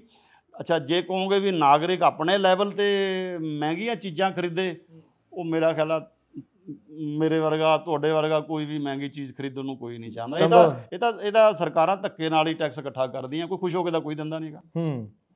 ਜਾਣੀ ਕਿ ਜਿਹੜੀਆਂ ਜਿੱਦਾਂ ਕਰਨ ਲੱਗ ਪਏ ਤਾਂ ਪਰਚੂਨ ਦੀਆਂ ਦੁਕਾਨਾਂ ਜਿਹੜੀਆਂ ਆਮ ਪਿੰਡਾਂ 'ਚ ਖੁੱਲੀਆਂ ਹੁੰਦੀਆਂ ਉਹ ਸਾਰੀਆਂ ਬੰਦ ਹੋ ਜਾਣ ਉਸ ਹਿਸਾਬ ਨਾਲ। ਤਾਂ ਤੁਸੀਂ ਪਿੰਡ ਵਾਲੀ ਦਾ ਗੱਲ ਛੱਡੋ ਜੀ, ਪਿੰਡ ਵਾਲੇ ਦਾ ਕੀ ਵਿਚਾਰੇ, ਉਹ ਤਾਂ ਬਰੀਕ ਬਰੀਕ ਹੈਗੇ ਆ। ਮੋਟੇ ਜਿਹੜੇ, ਜੇ ਤੁਸੀਂ ਤੁਹਾਡੇ ਕੋਲ ਜਿਹੜੇ ਬਹੁਤ ਹੀ ਮੋਟੇ, ਮੰਨ ਲਓ ਸ਼ਹਿਰ ਦੇ, ਜੇ ਤੁਸੀਂ ਹਰੇਕ ਸ਼ਹਿਰ ਦੇ 'ਚ ਤੁਸੀਂ ਜਿਹੜੇ 20 ਡੀਲਰ ਹੈਗੇ, 20 ਵਪਾਰੀ ਹੈਗੇ ਮੋਟੇ ਮੋਟੇ, ਉਹਨਾਂ ਨੂੰ ਰੋਕ ਲਓ ਤੁਸੀਂ, ਤੇ ਤੁਹਾਨੂੰ ਸਾਰੇ ਬਰੀਕ ਦਾ ਕੰਮ ਕਰਨ ਦੀ ਲੋੜ ਵੀ ਨਹੀਂ ਹੈਗੀ। ਹਰੇਕ ਤੁਸੀਂ ਵੱਡੇ ਸ਼ਹਿਰ ਦੇ ਵਿੱਚ ਕਿਸੇ 'ਚ 50 ਡੀਲਰ ਫੜ ਲਓ, 100 ਫੜ ਲਓ, ਇਵੇਜਨ ਦੇ ਤੁਸੀਂ ਰੌਲਾ ਫੇਰ ਹੈ ਨਾ। ਉਹ ਜਿਹੜੇ ਪਕੜਨ ਵਾਲੇ ਅਫਸਰ ਹੈਗੇ ਉਹ ਪਕੜ ਤਾਂ ਲਿਆਣਗੇ, ਲੇਕਿਨ ਬਾਅਦ ਦੇ 'ਚ ਫਿਰ ਉਹ ਤੁਹਾਨੂੰ ਪਤਾ ਹੀ ਹੈ ਮਲਾਈ ਮਲੂਈ ਇੱਧਰ ਉੱਧਰ ਹੋ ਜਾਂਦੀ ਹੈ ਤੇ ਫਿਰ ਛੱਡਿਆ ਵੀ ਜਾਂਦਾ ਸਾਰਾ। ਥੋੜੀ ਉਹਦੀ ਉੱਪਰੋਂ ਸਿਫਾਰਿਸ਼ਾਂ ਆ ਗਈਆਂ, ਥੋੜਾ ਜਿਹਾ ਉਹਦਾ ਆਪਣਾ ਮਨ ਵੀ ਹੋ ਗਿਆ ਠੀਕ।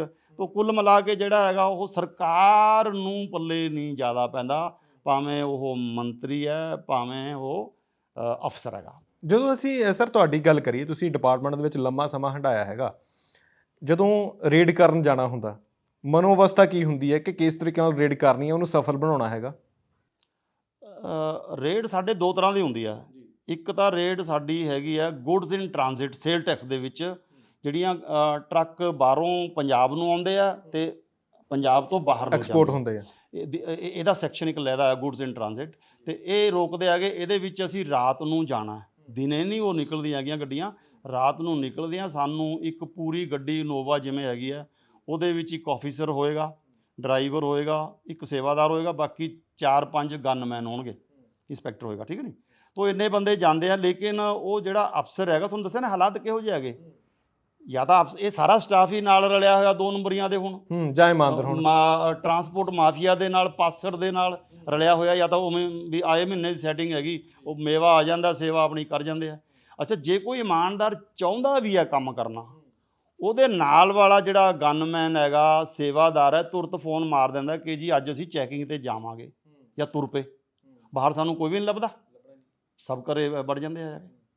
ਤੋ ਇਸ ਤਰ੍ਹਾਂ ਹੈਗਾ ਜੀ ਇਹ। ਅੱਛਾ, ਸੇਲ ਟੈਕਸ ਦੇ ਵਿੱਚ ਜਿਹੜਾ ਇਹ ਤਾਂ ਹੋ ਗਈ ਗੁੱਡਸ ਇਨ ਟ੍ਰਾਂਜ਼ਿਟ ਦੀ ਰੇਡ, ਜਿਹੜੀ ਅਸੀਂ ਰੋਜ਼ ਆਮ ਕਰਕੇ ਰਾਤ ਨੂੰ ਇੱਕ ਰਾਤ ਕਰਿਆ ਜਾਂਦੇ, 2 ਰਾਤਾਂ ਰੈਸਟ ਕਰਕੇ ਫੇਰ ਕਰਦੇ ਹਾਂ ਦਿਸ ਟਾਈਪ ਆਫ ਜੌਬ। ਦੂਜੀ ਜੌਬ ਹੈਗੀ ਆ ਜਿਹੜੀਆਂ ਅਸੀਂ ਫੈਕਟਰੀਆਂ ਰੇਡ ਕਰਦੇ ਹਾਂ ਕਿਤੇ, ਜਾਂ ਕੋਈ ਪ੍ਰੈਮਿਸਿਸ ਜਾਂ ਗੋਡਾਊਨ ਰੇਡ ਕਰਦੇ ਹਾਂ। ਅੱਛਾ, ਉੱਥੇ ਜਦੋਂ ਜਾਂਦੇ ਆ ਤਾਂ ਉਹਦੇ ਵਿੱਚ ਬਕਾਇਦਾ ਸਾਰਾ ਮਹਿਕਮਾ ਸਕੀਮ ਬਣਾਉਂਦਾ ਹੈ ਕਿ ਜੀ ਫਲਾਣੀ ਥਾਂ 'ਤੇ ਜਾਣਾ। ਉਹਦੇ 'ਚ ਵੀ ਜਦੋਂ ਮਹਿਕਮਾ ਇਕੱਠਾ ਕੁੱਠਾ ਕਰਦੇ ਆ ਸਾਰਾ ਸਟਾਫ, ਇੰਨੇ 'ਚੋਂ ਸਾਡੇ 'ਚੋਂ ਹੀ ਕੋਈ ਨਾ ਕੋਈ ਖਬਰ ਪਹੁੰਚਾ ਦਿੰਦਾ ਕਿ ਭਾਈ ਤੇਰੀ ਫੈਕਟਰੀ 'ਤੇ ਜਾਂ ਤੇਰੇ ਗੋਡਾਊਨ 'ਤੇ ਅਸੀਂ ਆਉਣ ਲੱਗੇ ਹਾਂ। ਸਾਨੂੰ ਇਹ ਵੀ ਸਮੱਸਿਆ ਜਿਹੜੀ ਹੈਗੀ ਆ, ਉਹ ਸਮੱਸਿਆ ਜਿਹੜੀ ਹੈਗੀ ਸਾਡੇ ਗਨਮੈਨ ਨਹੀਂ ਕਰਦੇ ਹੈਗੇ, ਨਾ ਹੀ ਸੇਵਾਦਾਰ, ਕਿਉਂਕਿ ਉਹਨਾਂ ਕੋਲ ਤਾਂ ਇਨਫੋਰਮੇਸ਼ਨ ਹੈ ਨਹੀਂ। ਉਹ ਇਹ ਜਿਹੜੀ ਅਸੀਂ ਕੋਈ ਫੈਕਟਰੀ ਦੀ ਰੇਡ ਕਰਦੇ ਹਾਂ, ਜਿਹੜੀ ਪਲਾਨ ਪ੍ਰੈਮਿਸਿਸ ਦੀ ਕਰਦੇ ਹਾਂ, ਗੋਡਾਊਨ ਦੀ, ਇਹ ਅਸੀਂ ਆਫੀਸਰ ਹੈਗੇ ਆ ਸਾਰੇ, ਵੱਧ ਤੋਂ ਵੱਧ ਉਹ 'ਚ ਕੋਈ ਇੰਸਪੈਕਟਰ ਹੋਏਗਾ, ਲੇਕਿਨ ਉਹ ਬੰਦਾ ਉਹਨਾਂ 'ਚੋਂ ਕੋਈ ਨਾ ਕੋਈ ਬੰਦਾ ਮਤਲਬ ਉਹਦੀ ਅੰਡਰਸਟੈਂਡਿੰਗ ਵਧੀਆ ਹੋਈ ਹੁੰਦੀ ਹੈ ਤੇ ਉਹ ਪਹਿਲੀ ਜਾਣਕਾਰੀ ਲਈ ਕਰ ਦਿੰਦਾ। ਇਹ ਵੀ ਸਾਨੂੰ ਮੈਂ ਸਵਾਲ ਤਾਂ ਤੁਹਾਨੂੰ ਕੀਤਾ ਸੀ, ਮੈਂ ਕਿਹਾ ਜਦੋਂ ਤੁਸੀਂ ਉਚੇਚੇ ਤੌਰ ਤੇ ਕਿਸੇ ਰੇਡ ਦੇ ਵਿੱਚ ਗਏ ਹੋਗੇ, ਉਹ ਆਪਾਂ ਜਾਣਕਾਰੀ ਸਾਂਝੀ ਕਰੀ ਦਰਸ਼ਕਾਂ ਦੇ ਨਾਲ ਕਿ ਜਦੋਂ ਤੁਸੀਂ ਉਚੇਚੇ ਤੌਰ ਤੇ ਕੋਈ ਰੇਡ ਕਰਨਗੇ, ਸਫਲ ਰੇਡ ਰਹੀ ਜਾਂ ਨਾ ਸਫਲ ਰਹੀ, ਜਾਂ ਕਿਸ ਤਰੀਕੇ ਨਾਲ ਉਹ? ਹਾਂ, ਇਹ ਇੱਕ ਹੋਰ ਐਂਗਲ ਹੈਗਾ। ਅਸੀਂ ਜਦੋਂ ਰੇਡ ਕਰਨ ਜਾਂਦੇ ਹੈਗੇ, ਇਹ ਵੀ ਸਾਨੂੰ ਉੱਥੇ ਪੂਰਾ ਡਰ ਬਣਿਆ ਰਹਿੰਦਾ, ਬਾਜ਼ਾਰ ਇਕੱਠਾ ਹੋ ਕੇ ਸਾਨੂੰ ਕੁੱਟੇਗਾ, ਠੀਕ ਹੈ ਨੀ।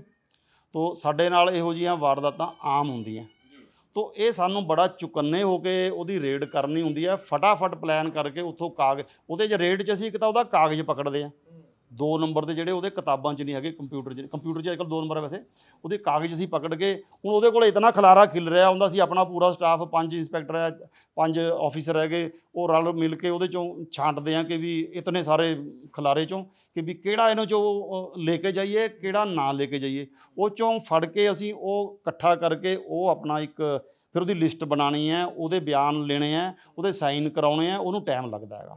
ਅਸੀਂ ਲੇਕਿਨ ਉਹ ਵੀ ਅਸੀਂ ਤਜਰਬੇ ਦੇ ਨਾਲ ਹੌਲੀ ਹੌਲੀ ਫੁਰਤੀ ਨਾਲ ਕਰਦੇ ਹਾਂ ਕਿ ਵੀ ਅੱਛਾ, ਉਹਨਾਂ ਦੀ ਇਹ ਹੈ ਕਿ ਪਹਿਲੀ ਗੱਲ ਤਾਂ ਉਹ ਕਹਿੰਦਾ ਕਿ ਜੀ ਉਰੇ ਤਾਂ ਮਾਲਕ ਹੀ ਹੈ ਨਹੀਂ, ਕੋਈ ਮਾਲਕ ਕੋਈ ਫਿਰਿਆ ਹੁੰਦਾ, ਸਾਨੂੰ ਕਿਹੜਾ ਪਹਿਚਾਣ ਹੈ। ਉਹ ਕਹਿੰਦਾ ਮੈਂ ਤਾਂ ਮਾਲਕ ਹੀ ਨਹੀਂ ਹੈਗਾ, ਆਂਦਾ ਇਹਨੇ ਨੂੰ ਬਾਹਰ ਜਾ ਕੇ ਬੰਦੇ ਇਕੱਠੇ ਕਰਨ, ਸਾਡੇ 'ਤੇ ਅਟੈਕ ਕਰਨ ਦਾ ਸਾਡੇ ਨਾਲ ਹੁੰਦੇ ਆ।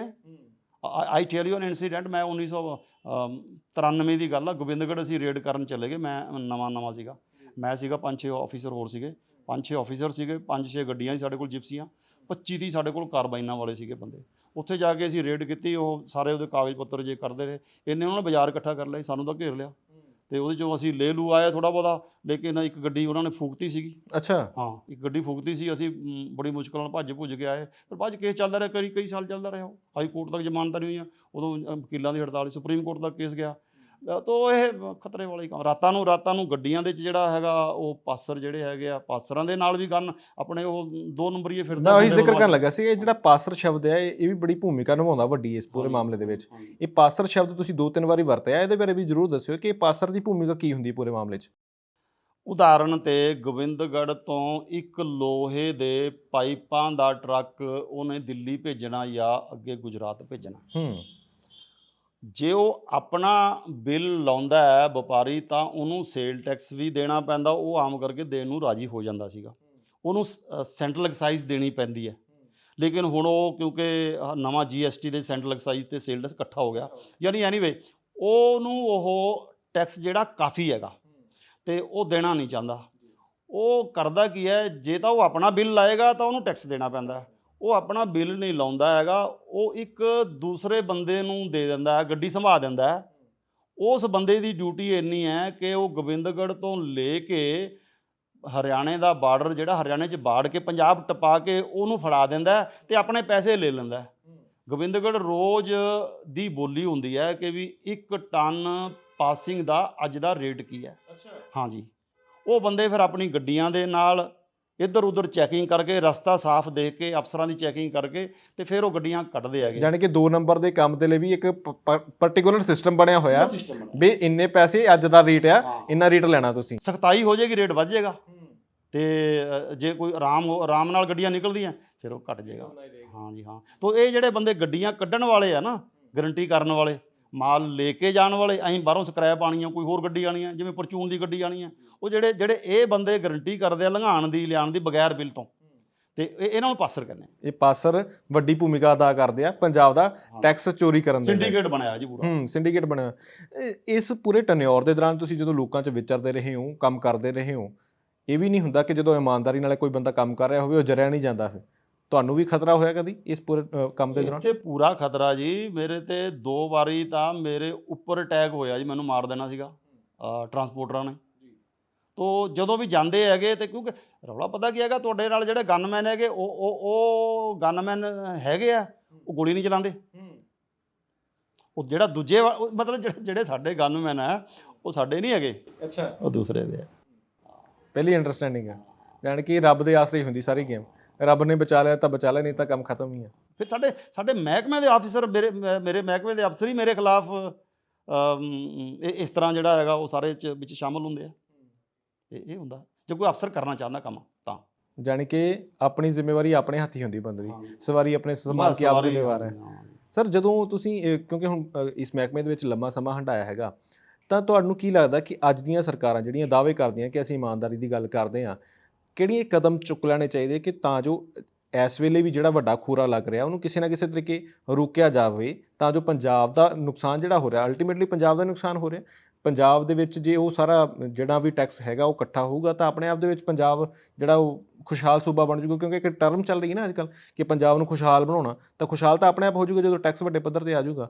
ਤਾਂ ਜਿਹੜੀਆਂ ਚੀਜ਼ਾਂ ਨਹੀਂ ਹੋ ਰਹੀਆਂ, ਤੁਹਾਨੂੰ ਕੀ ਲੱਗਦਾ ਕਿਹੜੇ ਕਦਮ ਚੁੱਕਣੇ ਚਾਹੀਦੇ ਜਿਹਦੇ ਨਾਲ ਇਹ ਚੀਜ਼ਾਂ ਸੰਭਵ ਹੋ ਸਕਦੀਆਂ? ਸਰਕਾਰ ਜੇ ਚਾਹੇ ਤਾਂ ਸਵੇਰੇ ਹੋ ਜੇ, ਜਿਹੜੀ ਗੱਡੀ ਜਿਸ ਅਫਸਰ ਦੇ ਏਰੀਏ 'ਚੋਂ ਆ ਗਈ, ਸਾਰਿਆਂ ਦੀ ਡਿਊਟੀਆਂ ਲੱਗੀਆਂ ਹੋਈਆਂ ਕਿ ਜੀ ਇੱਕ ਬੰਦਾ ਪਟਿਆਲੇ ਏਰੀਏ 'ਚ ਚੈਕਿੰਗ ਕਰਦਾ, ਇੱਕ ਲੁਧਿਆਣੇ ਐਨਫੋਰਸਮੈਂਟ ਵਿੰਗ ਵਾਲਾ, ਇੱਕ ਜਲੰਧਰ ਵਾਲਾ, ਇੱਕ ਬਠਿੰਡੇ ਵਾਲਾ, ਇੱਕ ਚੰਡੀਗੜ੍ਹ ਵਾਲਾ। ਗੱਡੀ ਪਕੜੋ 2 ਨੰਬਰ ਦੀ ਸਵੇਰੇ ਜਾਂ 1-2 ਦਿਨਾਂ 'ਚ ਉਹਨੂੰ ਪਲਟੀ ਲੱਗ ਜਾਣੀ ਹੈ। ਜਿਹੜੇ ਅਫਸਰ ਦੇ ਡਿਊਟੀ 'ਚੋਂ ਗੱਡੀ 2 ਨੰਬਰ ਦੀ ਨਿਕਲੀ ਹੈ, ਉਹ ਅਫਸਰ ਨੂੰ ਘਰੇ ਭੇਜ ਦਿਓ, ਮੌਕੇ 'ਤੇ ਇੱਕ ਅਫਸਰ ਭੇਜ ਦਿਓ ਤੁਸੀਂ, ਬਸ ਹੋ ਗਿਆ ਨਾ। ਇਹ ਤਾਂ ਗੁੱਡਸ ਇਨ ਟ੍ਰਾਂਜ਼ਿਟ ਜਿਹੜਾ ਹੈਗਾ, ਰੋਜ਼ ਗੱਡੀ ਨਿਕਲਦੀ ਹੈ। ਇਸ ਤਰ੍ਹਾਂ ਸ਼ਰਾਬ ਦੀ ਫੈਕਟਰੀ ਤੋਂ ਜਿਹੜੇ ਤੁਸੀਂ ਇੱਕ ਟੈਂਕਰ ਜਾਂ ਇੱਕ ਗੱਡੀ 400-500 ਪੇਟੀਆਂ ਆਉਂਦੀਆਂ ਇੱਕ ਗੱਡੀ ਦੇ, ਜੇ ਤੁਸੀਂ ਉਹਨੂੰ ਇੱਕ ਪਾਸ ਤੇ ਦੂਜੀ ਵਾਰੀ ਚੱਕਰ ਲੱਭਦੇ ਹੋ, ਜਿਹੜਾ ਉਹ ਗੱਡੀ ਲੱਭ ਗਈ, ਉਹ ਅਫਸਰ ਸਾਹਿਬ ਸਾਰਾ ਸਟਾਫ ਹੀ ਸਾਫ਼ ਕਰ ਦਿਓ, ਕਿਉਂਕਿ ਮੌਕੇ ਤੇ ਹੈਗਾ, ਆਨਲਾਈਨ ਸਾਰਾ ਡਿਟੇਲ ਹੈਗੀ ਵੀ ਕਿਹਦੇ ਥਰੂ ਤੇ ਨਿਕਲੀ ਹੋਈ। ਹਾਂਜੀ ਹਾਂ, ਸਾਬਤ ਹੋ ਜਾਏਗਾ। ਸਵੇਰੇ ਚੈਕਿੰਗ ਹੋਈ, ਸਵੇਰੇ ਸਾਬਤ ਹੋ ਜਾਏਗਾ। ਉੱਥੇ ਡਿਊਟੀਆਂ ਬੰਦੇ ਬਕਾਇਦਾ ਬੈਠੇ ਆ ਉੱਥੇ ਸਵੇਰੇ 9 ਵਜੇ ਤੋਂ ਲੈ ਕੇ। ਚਾਬੀ ਸਾਰੇ ਡਿਸਟਿਲਰੀ ਦੀ ਇੰਸਪੈਕਟਰ ਕੋਲੇ ਹੁੰਦੀ ਆ। Can you imagine? ਅੰਗਰੇਜ਼ ਨੇ 1914 ਦੇ 'ਚ ਇਹ ਕਾਨੂੰਨ ਬਣਾਇਆ, ਪੰਜਾਬ ਐਕਸਾਈਜ਼ ਐਕਟ ਇਤਨਾ ਸਟਰੋਂਗ ਹੈ, ਸਾਰੀ ਫੈਕਟਰੀ ਜਿਹੜੀ ਹੈ ਉਹਦੀ ਚਾਬੀ ਇੰਸਪੈਕਟਰ ਕੋਲੇ ਆ, ਜਿਹੜਾ ਮੌਕੇ ਤੇ ਡਿਊਟੀ ਵਾਲਾ ਅਫਸਰ ਹੈ। ਹਾਂਜੀ, ਉਹ ਜਿਹੜਾ ਮੌਕੇ ਤੇ ਆ, ਉਹ ਸਵੇਰੇ ਚਾਬੀ ਦੇਗਾ ਤਾਂ ਖੁੱਲੇਗਾ। ਲੇਕਿਨ ਹੁੰਦਾ ਕੀ ਹੈਗਾ, ਉਹ ਹੁਣ ਸਾਰਾ ਕੁਝ ਉਹ ਤਾਂ ਅੰਡਰਸਟੈਂਡਿੰਗ ਦੇ ਤਹਿਤ ਹੋ ਜਾਂਦਾ ਸਾਰਾ ਕੁਝ। ਤਾਂ ਜਾਣੀ ਕਿ ਜੇ ਸਰਕਾਰ ਚਾਹੇ ਇਸ ਤਰ੍ਹਾਂ ਹੀ ਜਿਹੜਾ ਹੈਗਾ, ਜਿਹੜੀਆਂ ਇਹ ਜਿਹੜੇ ਏਰੀਏ ਦੇ ਵਿੱਚ ਸੇਲ ਟੈਕਸ ਏਰੀਏ ਦੇ ਵਿੱਚ ਕਿਸੇ ਗੋਡਾਊਨ ਦੇ ਵਿੱਚ ਵਪਾਰੀ ਦੇ ਜਾਂ ਫੈਕਟਰੀ ਦੇ ਵਿੱਚ 2 ਨੰਬਰ ਮਾਲ ਪਕੜਿਆ ਜਾਂਦਾ ਬਗੈਰ ਬਿੱਲ ਤੋਂ, ਇਵੇਜਨ ਵਾਲਾ, ਜਿਹੜੇ ਅਫਸਰ ਦੀ ਉੱਥੇ ਡਿਊਟੀ ਹੈ ਉਹ ਅਫਸਰ ਸਾਫ, ਲੇਕਿਨ ਨਾਲ ਦੀ ਨਾਲ ਉਸ ਅਫਸਰ ਦੀ ਜਿਹੜੀ ਸਿਕਿਉਰਿਟੀ ਹੈ ਉਹਦੀ ਵੀ ਗਰੰਟੀ ਲਵੇ ਸਰਕਾਰ, ਜਿਹੜਾ ਉਹਦੇ ਨਾਲ ਸਿਕਿਉਰਿਟੀ ਵਾਲਾ ਸਟਾਫ ਆ। ਹੁਣ ਜਿਹੜਾ ਸਾਡੇ ਕੋਲ ਐਕਸਾਈਜ਼ ਦੇ ਵਿੱਚ ਪੁਲਿਸ ਵਾਲੇ ਗਨਮੈਨ ਹੈਗੇ ਆ, ਉਹ ਸਾਡਾ ਕਹਿਣਾ ਤਾਂ ਮੰਨਦੇ ਹੀ ਨਹੀਂ ਹੈਗੇ, ਕਿਉਂਕਿ ਉਹਨਾਂ ਦੀ ਨਾ ਤਾਂ ਸਾਡੇ ਕੋਲ ACR ਆ, ਠੀਕ ਹੈ ਨਹੀਂ, ਨਾ ਅਸੀਂ ਉਹਨਾਂ ਦੀ ਬਦਲੀ ਕਰ ਸਕਦੇ ਹਾਂ। ਉਹ ਦੂਜੇ ਮਹਿਕਮੇ 'ਚ ਆਉਂਦੇ ਆ, ਉਰੇ ਉਹ ਸਾਡਾ ਕਹਿਣਾ ਨਹੀਂ ਮੰਨਦੇ ਹੈਗੇ, ਉਹ ਇਹਨਾਂ ਦੇ ਨਾਲ ਰਲ ਜਾਂਦੇ ਆ। ਉਹ ਸਾਡੇ ਤਾਂ ਕੋਈ ਸਿਕਿਉਰਿਟੀ ਜਾਣੀ ਕਿ ਇੱਥੇ ਤੁਹਾਡੀ ਤਾਂ ਸਿਕਿਉਰਿਟੀ ਸਿੱਧੀ ਕੰਪਰੋਮਾਈਜ਼ ਹੋ ਗਈ ਇੱਕ ਹਿਸਾਬ ਨਾਲ, ਵੀ ਜਿਹੜੇ ਤੁਹਾਡੇ ਨਾਲ ਘੱਟੋ ਘੱਟ ਗਨਮੈਨ ਹੈਗੇ ਜਾਂ ਸਿਕਿਉਰਿਟੀ ਵਾਲੇ ਹੈਗੇ, ਉਹਨਾਂ ਦੀ ਜ਼ਿੰਮੇਵਾਰੀ ਵੀ ਤੁਹਾਡੇ ਹਿੱਸੇ ਹੋਣੀ ਚਾਹੀਦੀ, ਜਾਂ ਪਾਵਰ ਤੁਹਾਡੇ ਹੱਥ ਹੋਣੀ ਚਾਹੀਦੀ ਵੀ ਇਹਨੂੰ ਰੱਖਣਾ ਜਾਂ ਨਹੀਂ ਰੱਖਣਾ। ਰਾਦਰ ਇਹ ਹੈ ਕਿ ਜੀ ਇਸ ਮਹਿਕਮੇ ਦੀ ਆਪਣੀ ਫੋਰਸ ਲੈਦੀ ਹੋਵੇ, ਐਕਸਾਈਜ਼ ਐਂਡ ਟੈਕਸੇਸ਼ਨ ਡਿਪਾਰਟਮੈਂਟ ਦੀ ਆਪਣੀ ਫੋਰਸ ਅਲੱਗ ਹੋਣੀ ਚਾਹੀਦੀ, ਆਪਣੀ ਫੋਰਸ ਲੈਦੀ ਹੋਵੇ, ਜਿਹੜੀ ਕਿ ਬਦਲੀ ਵੀ ਸਾਡਾ ਜਿਹੜਾ ਹੈਗਾ ਕਮਿਸ਼ਨਰ ETC ਕਰੇ, ਹਾਂਜੀ, ਤੇ ਹੇਠਲੇ ਲੈਵਲ ਤੋਂ ਉੱਪਰਲੇ ਲੈਵਲ ਚਲੋ ਉਹ ਤਾਂ ਡਿਊਟੀ ਬਣ ਜਾਂਦੀ ਹੈ, ਤੇ ਉਹਨਾਂ ਦੀ ਬਦਲੀ ਤੇ ਉਹਨਾਂ ਦੀ ACR ਜਿਹੜਾ ਹੈਗਾ ਸਾਡੇ ਮਹਿਕਮੇ 'ਚ ਹੀ ਹੋਵੇ, ਦੂਜੇ ਮਹਿਕਮੇ ਵਾਲੇ ਨਾ ਹੋਣ, ਸਾਡੇ ਮਹਿਕਮੇ ਦੀ ਆਪਣੀ ਫੋਰਸ ਹੋਵੇ। ਉਹ ਸਿਕਿਉਰਿਟੀ ਸਾਡੀ ਇਹ ਹੈਗੀ। ਇਹ ਤਾਂ ਹੈਗਾ ਜਿਹੜਾ ਕਿ ਜਾਇਜ਼ ਮੰਗ ਹੈ ਅਫਸਰਾਂ ਦੀ। ਦੂਜੀ ਜਿਹੜੀ ਨਜਾਇਜ਼ ਤੁਹਾਨੂੰ ਦੱਸਿਆ ਹੈਗਾ, ਉਹਨੂੰ ਤਾਂ ਉੱਪਰੋਂ ਰੋਕਣਾ ਪਏਗਾ। ਜਿਹੜਾ 2 ਨੰਬਰ ਪੈਸੇ ਇਕੱਠੇ ਕਰਦਾ, ਰਿਸ਼ਵਤ ਲੈਂਦਾ, ਉਹਨੂੰ ਪਕੜੋ, ਚੱਕ ਕੇ ਉਹਨੂੰ ਜਿਹੜਾ ਵੀ ਐਜ਼ ਪਰ ਲਾਅ ਕਾਨੂੰਨ ਬਣਦਾ ਹੈਗਾ।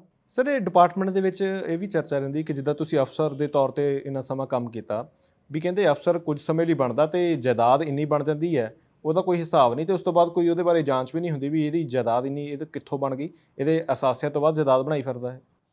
ਦੇਖੋ ਜੀ, ਮੈਂ ਤਾਂ ਇੰਨੇ ਸਾਲ ਰਿਹਾ, ਕਿਸੇ ਅਫਸਰ ਦੀ ਕੋਈ ਜਾਇਦਾਦ ਕਿਸੇ ਨੇ ਤਾਂ ਉਹ ਚੈੱਕ ਨਹੀਂ ਕੀਤੀ, ਮੇਰੀ ਵੀ ਨਹੀਂ ਚੈੱਕ ਕੀਤੀ, ਠੀਕ ਹੈ ਨਹੀਂ, ਤੋ ਉਹ ਕਦੇ ਚੈੱਕ ਨਹੀਂ ਹੋਈ ਹੈਗੀ। ਆ ਪਿਛਲੇ 3-4 ਸਾਲਾਂ 'ਚ ਕਈ ਅਫਸਰਾਂ ਦੇ ਉੱਪਰ ਕੇਸ ਆਏ ਆ ਕਰਪਸ਼ਨ ਦੇ, ਤੇ ਉਹ ਤੁਸੀਂ ਦੇਖਿਆ ਹੋਣਾ ਕਿ ਹੁਣ ਪਿੱਛੇ ਜੇ ਅਖਬਾਰਾਂ 'ਚ ਹੀ ਪੜ੍ਹਦੇ ਆ ਕਿ ਉਹ ਫੜੇ ਹੋਏ ਅਫਸਰ ਜਿਨ੍ਹਾਂ ਦੇ ਕੇਸ ਚੱਲਣੇ ਆ ਅੱਜ ਵਾਲੀ ਉਹ ਸਰਕਾਰ ਜਿਹੜੀ ਆ ਉਹਨੂੰ ਮਨਜ਼ੂਰੀ ਨਹੀਂ ਦੇ ਰਹੀ ਹੈਗੀ ਕੇਸ ਚਲਾਉਣ ਦੀ। ਪ੍ਰੋਸੀਕਿਊਸ਼ਨ ਇੱਕ ਪ੍ਰੋਵੀਜ਼ਨ ਹੁੰਦੀ ਹੈ ਕਿ ਸਰਕਾਰੀ ਅਫਸਰ ਦੇ ਖਿਲਾਫ ਜੇ ਤੁਸੀਂ ਕੇਸ ਚਲਾਉਣਾ ਤਾਂ ਉਹ ਸਰਕਾਰ ਤੋਂ ਮਨਜ਼ੂਰੀ ਲੈਣੀ ਹੁੰਦੀ ਹੈ।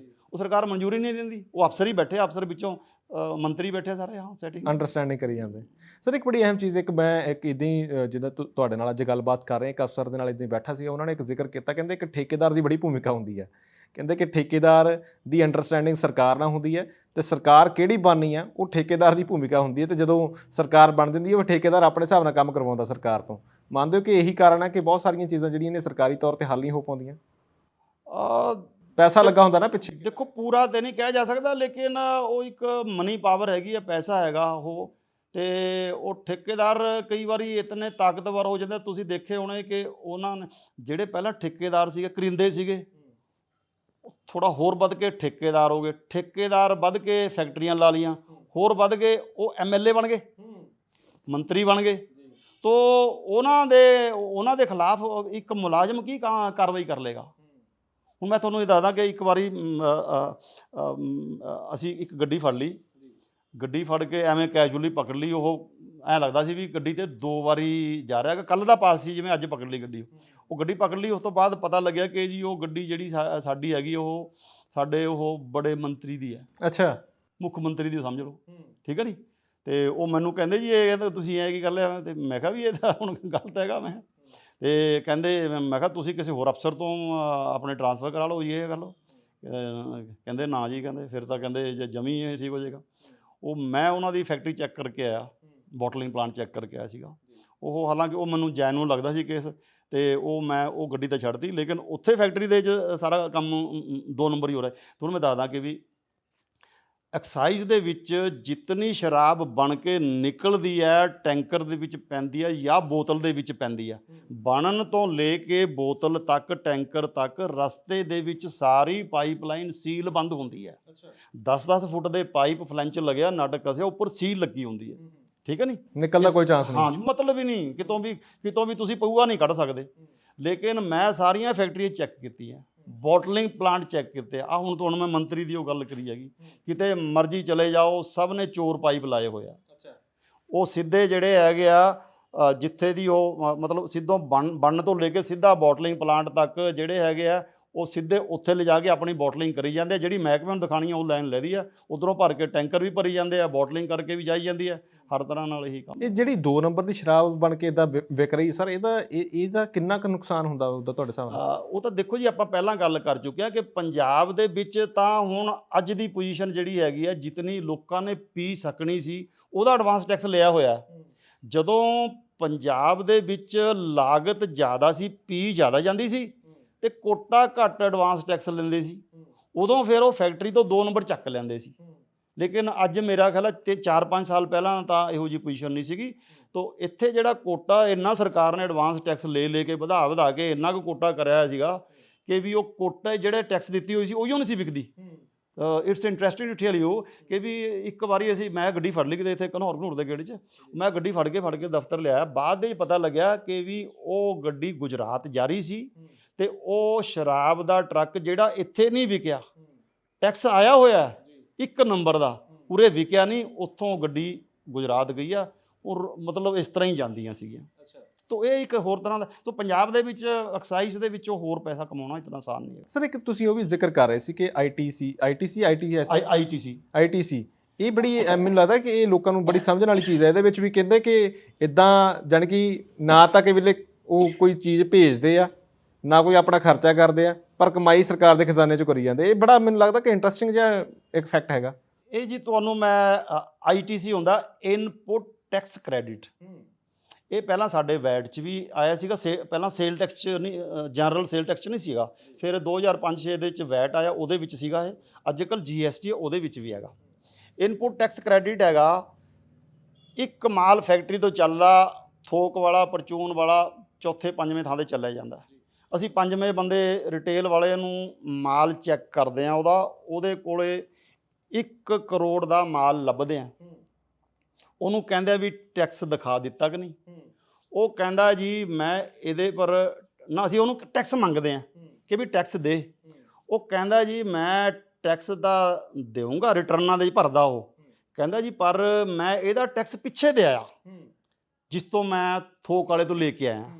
ਉਹ ਜਿਹੜਾ ਥੋਕ ਵਾਲਾ ਹੈਗਾ, ਲੈ ਵੀ ਉਹਦੇ ਬਿੱਲ ਦਿਖਾ, ਉਹ ਉਹਦੇ ਬਿੱਲ ਦਿਖਾ ਦਿੰਦਾ।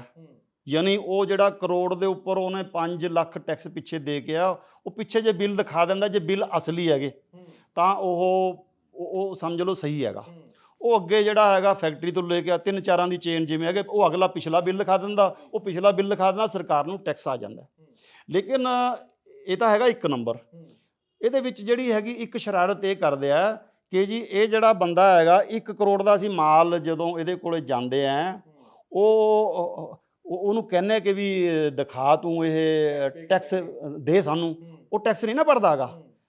ਰਿਟਰਨਾਂ ਦੇ ਵਿੱਚ ਇਹ ਜਿਹੜਾ ਪਹਿਲੇ ਦੀ ਵੀ ਗੱਲ ਕਰੀ ਆ, ਉਹ ਟੈਕਸ, ਉਹ ਰਿਟਰਨ ਜਿਹੜਾ ਹੈਗਾ ਟੈਕਸ ਥੋੜਾ ਭਰੇਗਾ ਜਿਹੜੀ ਉਹਨੇ ਐਡੀਸ਼ਨ ਕੀਤੀ ਹੈ। ਕਰੋੜ ਦੇ ਮਗਰ ਮੰਨ ਲਓ ਉਹਨੇ 2 ਲੱਖ ਦੀ ਉਹਦੀ ਵੈਲਿਊ ਐਡੀਸ਼ਨ ਸੀ, 2 ਦੇ ਉੱਪਰ ਉਹ 8-10 ਹਜ਼ਾਰ ਜਿੰਨਾ ਵੀ ਟੈਕਸ ਥੋੜਾ ਕਰੇਗਾ ਜਮਾ। ਉਹ ਜਿਹੜਾ ਪਿਛਲੇ ਵਾਲਾ ਹੈ ਜੀਗਾ ਉਹ ਨਹੀਂ ਜਮਾ ਕਰੇਗਾ।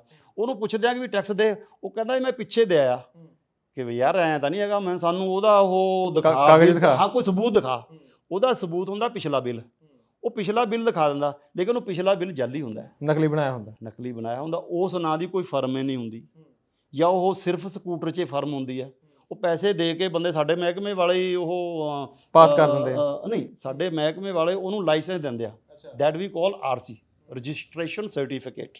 ਉਹ ਉਹਨੂੰ ਦਿੰਦੇ ਆ। ਫਿਰ ਉਸ ਤੋਂ ਬਾਅਦ ਉਹ ਮਾਲ ਖਰੀਦ ਵੀ ਸਕਦਾ ਤੇ ਵੇਚ ਸਕਦਾ। ਤੇ ਇਸ ਤਰ੍ਹਾਂ ਚੱਲਦਾ ਹੈਗਾ ਸਾਰਾ ਕੰਮ। ਤੇ ਉਹ 2 ਨੰਬਰ ਦਾ ਜਿਹੜਾ ਬਿੱਲ ਉਹ ਲਾ ਦਿੰਦਾ। ਕਈ ਬੰਦੇ ਸਿਰਫ ਬਿੱਲ ਲਾਉਣ ਦਾ ਹੀ ਕੰਮ ਕਰਦੇ ਨਹੀਂ। ਜਿਹੜਾ 2 ਨੰਬਰ ਦਾ ਬਿੱਲ ਆਉਂਦਾ ਉਹਦੀ ਜਾਂਚ ਨਹੀਂ ਹੁੰਦੀ ਕਿਸੇ ਤਰੀਕੇ ਵੀ? ਜਾਂਚ ਤੇ ਅਫਸਰ ਨੇ ਕਰਨੀ ਹੈ।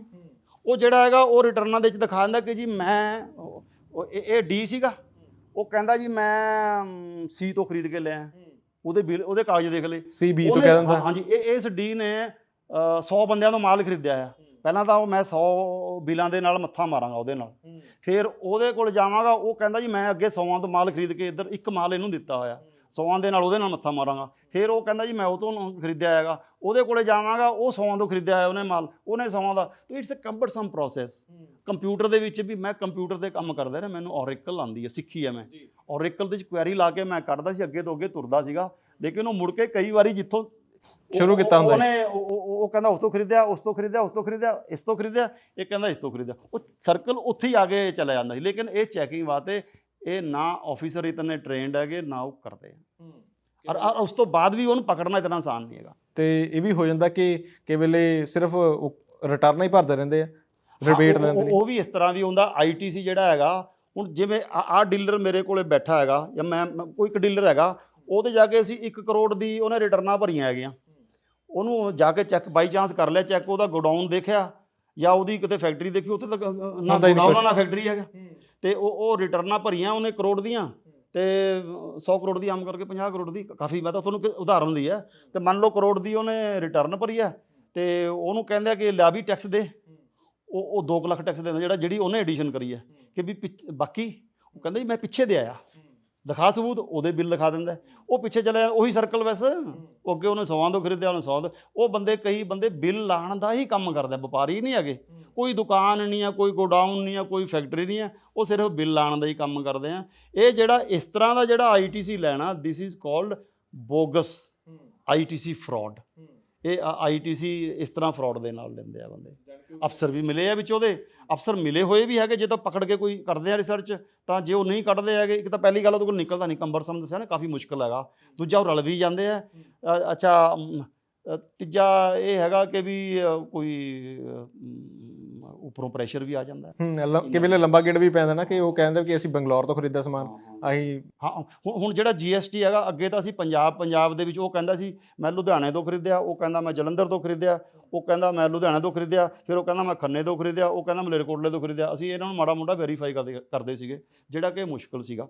ਲੇਕਿਨ ਹੁਣ ਉਹ ਕਹਿੰਦਾ, ਉਹਨੂੰ ਕਹਿੰਦੇ ਆ ਕਿ ਵੀ ਹਾਂ ਕਰੋੜ ਦੇ ਟੈਕਸ ਦੇ, ਉਹ ਕਹਿੰਦਾ ਜੀ ਆਹ ਫੜੋ 2 ਲੱਖ ਰੁਪਇਆ ਮੈਂ ਰਿਟਰਨਾਂ 'ਚ ਭਰਤਿਆ, ਤੇ ਬਾਕੀ ਭਾਈ ਪਿਛਲਾ ਟੈਕਸ ਕਿ ਜੀ ਮੈਂ ਬੈਂਗਲੌਰ ਤੋਂ ਲੈ ਕੇ ਆਇਆ ਸੀਗਾ, ਤੇ ਉਹਦਾ ਸਬੂਤ ਕਿ ਜੀ ਉਹਦਾ ਬਿੱਲ ਲੱਗਿਆ, ਉਹਦਾ ਬਿੱਲ ਦਿਖਾ ਦੇਗਾ ਤੁਹਾਨੂੰ, ਉਹ ਬਿੱਲ ਦਿਖਾ ਦੇਗਾ। ਹੁਣ ਉਹਦੇ ਬਿੱਲ ਦੇ ਵਿੱਚ, ਹੁਣ ਉਹ ਬਿੱਲ ਅਸਲੀ ਹੈ ਕਿ ਜਾਲੀ ਹੈ, ਜਦ ਤੱਕ ਆਫਿਸਰ ਬੈਂਗਲੌਰ ਨਹੀਂ ਜਾਂਦਾ, ਜਾਂ ਬੰਬੇ ਨਹੀਂ ਜਾਂਦਾ, ਜਾਂ ਦਿੱਲੀ ਨਹੀਂ ਜਾਂਦਾ, ਉਹਦੀ ਵੈਰੀਫਿਕੇਸ਼ਨ ਨਹੀਂ ਹੋਣੀ। ਤਾਂ GST ਜਿਹੜਾ ਹੈਗਾ, ਉਹਦੇ ਵਿੱਚ ਇੱਕ ਮੇਰੇ ਹਿਸਾਬ ਨਾਲ ਇੱਕ ਨਵੀਂ ਤਰ੍ਹਾਂ ਦੀ ਇਹ ਮੁਸ਼ਕਿਲ ਲੱਗਦੀ ਹੈ ਮੈਨੂੰ। ਵੈਸੇ ਸਰ, ਕਿਉਂਕਿ ਇਸ ਪ੍ਰੋਗਰਾਮ ਦਾ ਕਰਨ ਦਾ ਮਕਸਦ ਇਹ ਵੀ ਹੈ ਕਿ ਅੱਜ ਸਾਡਾ ਯੂਥ ਜਿਹੜਾ ਹੈਗਾ, ਉਹ ਵਿਦੇਸ਼ਾਂ ਦਾ ਰੁਖ ਕਰਦਾ ਜਾ ਰਿਹਾ ਹੈਗਾ, ਤੇ ਤੁਸੀਂ ਬਤੌਰ ਇੱਕ ਸੀਨੀਅਰ ਅਫਸਰ ਦੇ ਤੌਰ ਤੇ ਪੰਜਾਬ 'ਚ ਵਿਚਰ ਹੋ, ਆਪਣੇ ਵੱਲੋਂ ਕੋਸ਼ਿਸ਼ ਕਰਦੇ ਰਹੇ ਹੋ ਕਿ ਜਿੰਨਾ ਕੰਮ ਕਰੀਏ ਇਮਾਨਦਾਰੀ ਨਾਲ ਕਰਦੇ ਰਹੀਏ। ਤੁਹਾਨੂੰ ਕਾਰਨ ਕੀ ਲੱਗਦਾ ਹੈਗਾ ਕਿ ਯੂਥ ਜਿਹੜਾ, ਜਾਂ ਆਪਾਂ ਕਹਿ ਲਈਏ ਵੀ ਸਿੱਧੇ ਤੌਰ ਤੇ ਬ੍ਰੇਨ ਡਰੇਨ ਹੋ ਰਿਹਾ, ਇਹਦੀ ਵੱਡੀ ਵਜ੍ਹਾ ਤੁਸੀਂ ਇਹੀ ਸਮਝਦੇ ਹੋ ਕਿ ਇਮਾਨਦਾਰੀ ਨਹੀਂ ਹੈਗੀ, ਜਾਂ ਕਰਪਸ਼ਨ ਇੱਥੇ ਬਹੁਤ ਹੈਗੀ ਹੈ, ਜਾਂ ਸਾਡੇ ਪੋਲੀਟੀਸ਼ੀਅਨ ਨੇ ਸਾਨੂੰ ਇੱਦਾਂ ਹਾਲਾਤਾਂ 'ਚ ਲੈ ਆਂਦਾ ਹੈਗਾ? ਤੁਸੀਂ ਕਿਸ ਤਰੀਕੇ ਨਾਲ ਇਸ ਪੂਰੇ ਸਿਸਟਮ ਨੂੰ ਐਨਾਲਿਸਿਸ ਕਰਦੇ ਹੋ? ਦੇਖੋ ਜੀ, ਭ੍ਰਸ਼ਟਾਚਾਰ, ਬੇਰੁਜ਼ਗਾਰੀ, ਮਾਫੀਆ ਤੇ ਹੈ ਹੀ ਹੈ, ਲੇਕਿਨ ਪੰਜਾਬ ਦੇ ਵਿੱਚ ਰੁਜ਼ਗਾਰ ਤੇ ਬਹੁਤ ਹੈਗਾ। ਉਸ ਰੁਜ਼ਗਾਰ ਦੇ ਅਸੀਂ ਪਿੰਡਾਂ ਦੇ ਜਾਂਦੇ ਆ, ਦਿਹਾੜੀ ਵਾਲਾ ਬੰਦਾ ਨਹੀਂ ਮਿਲਦਾ।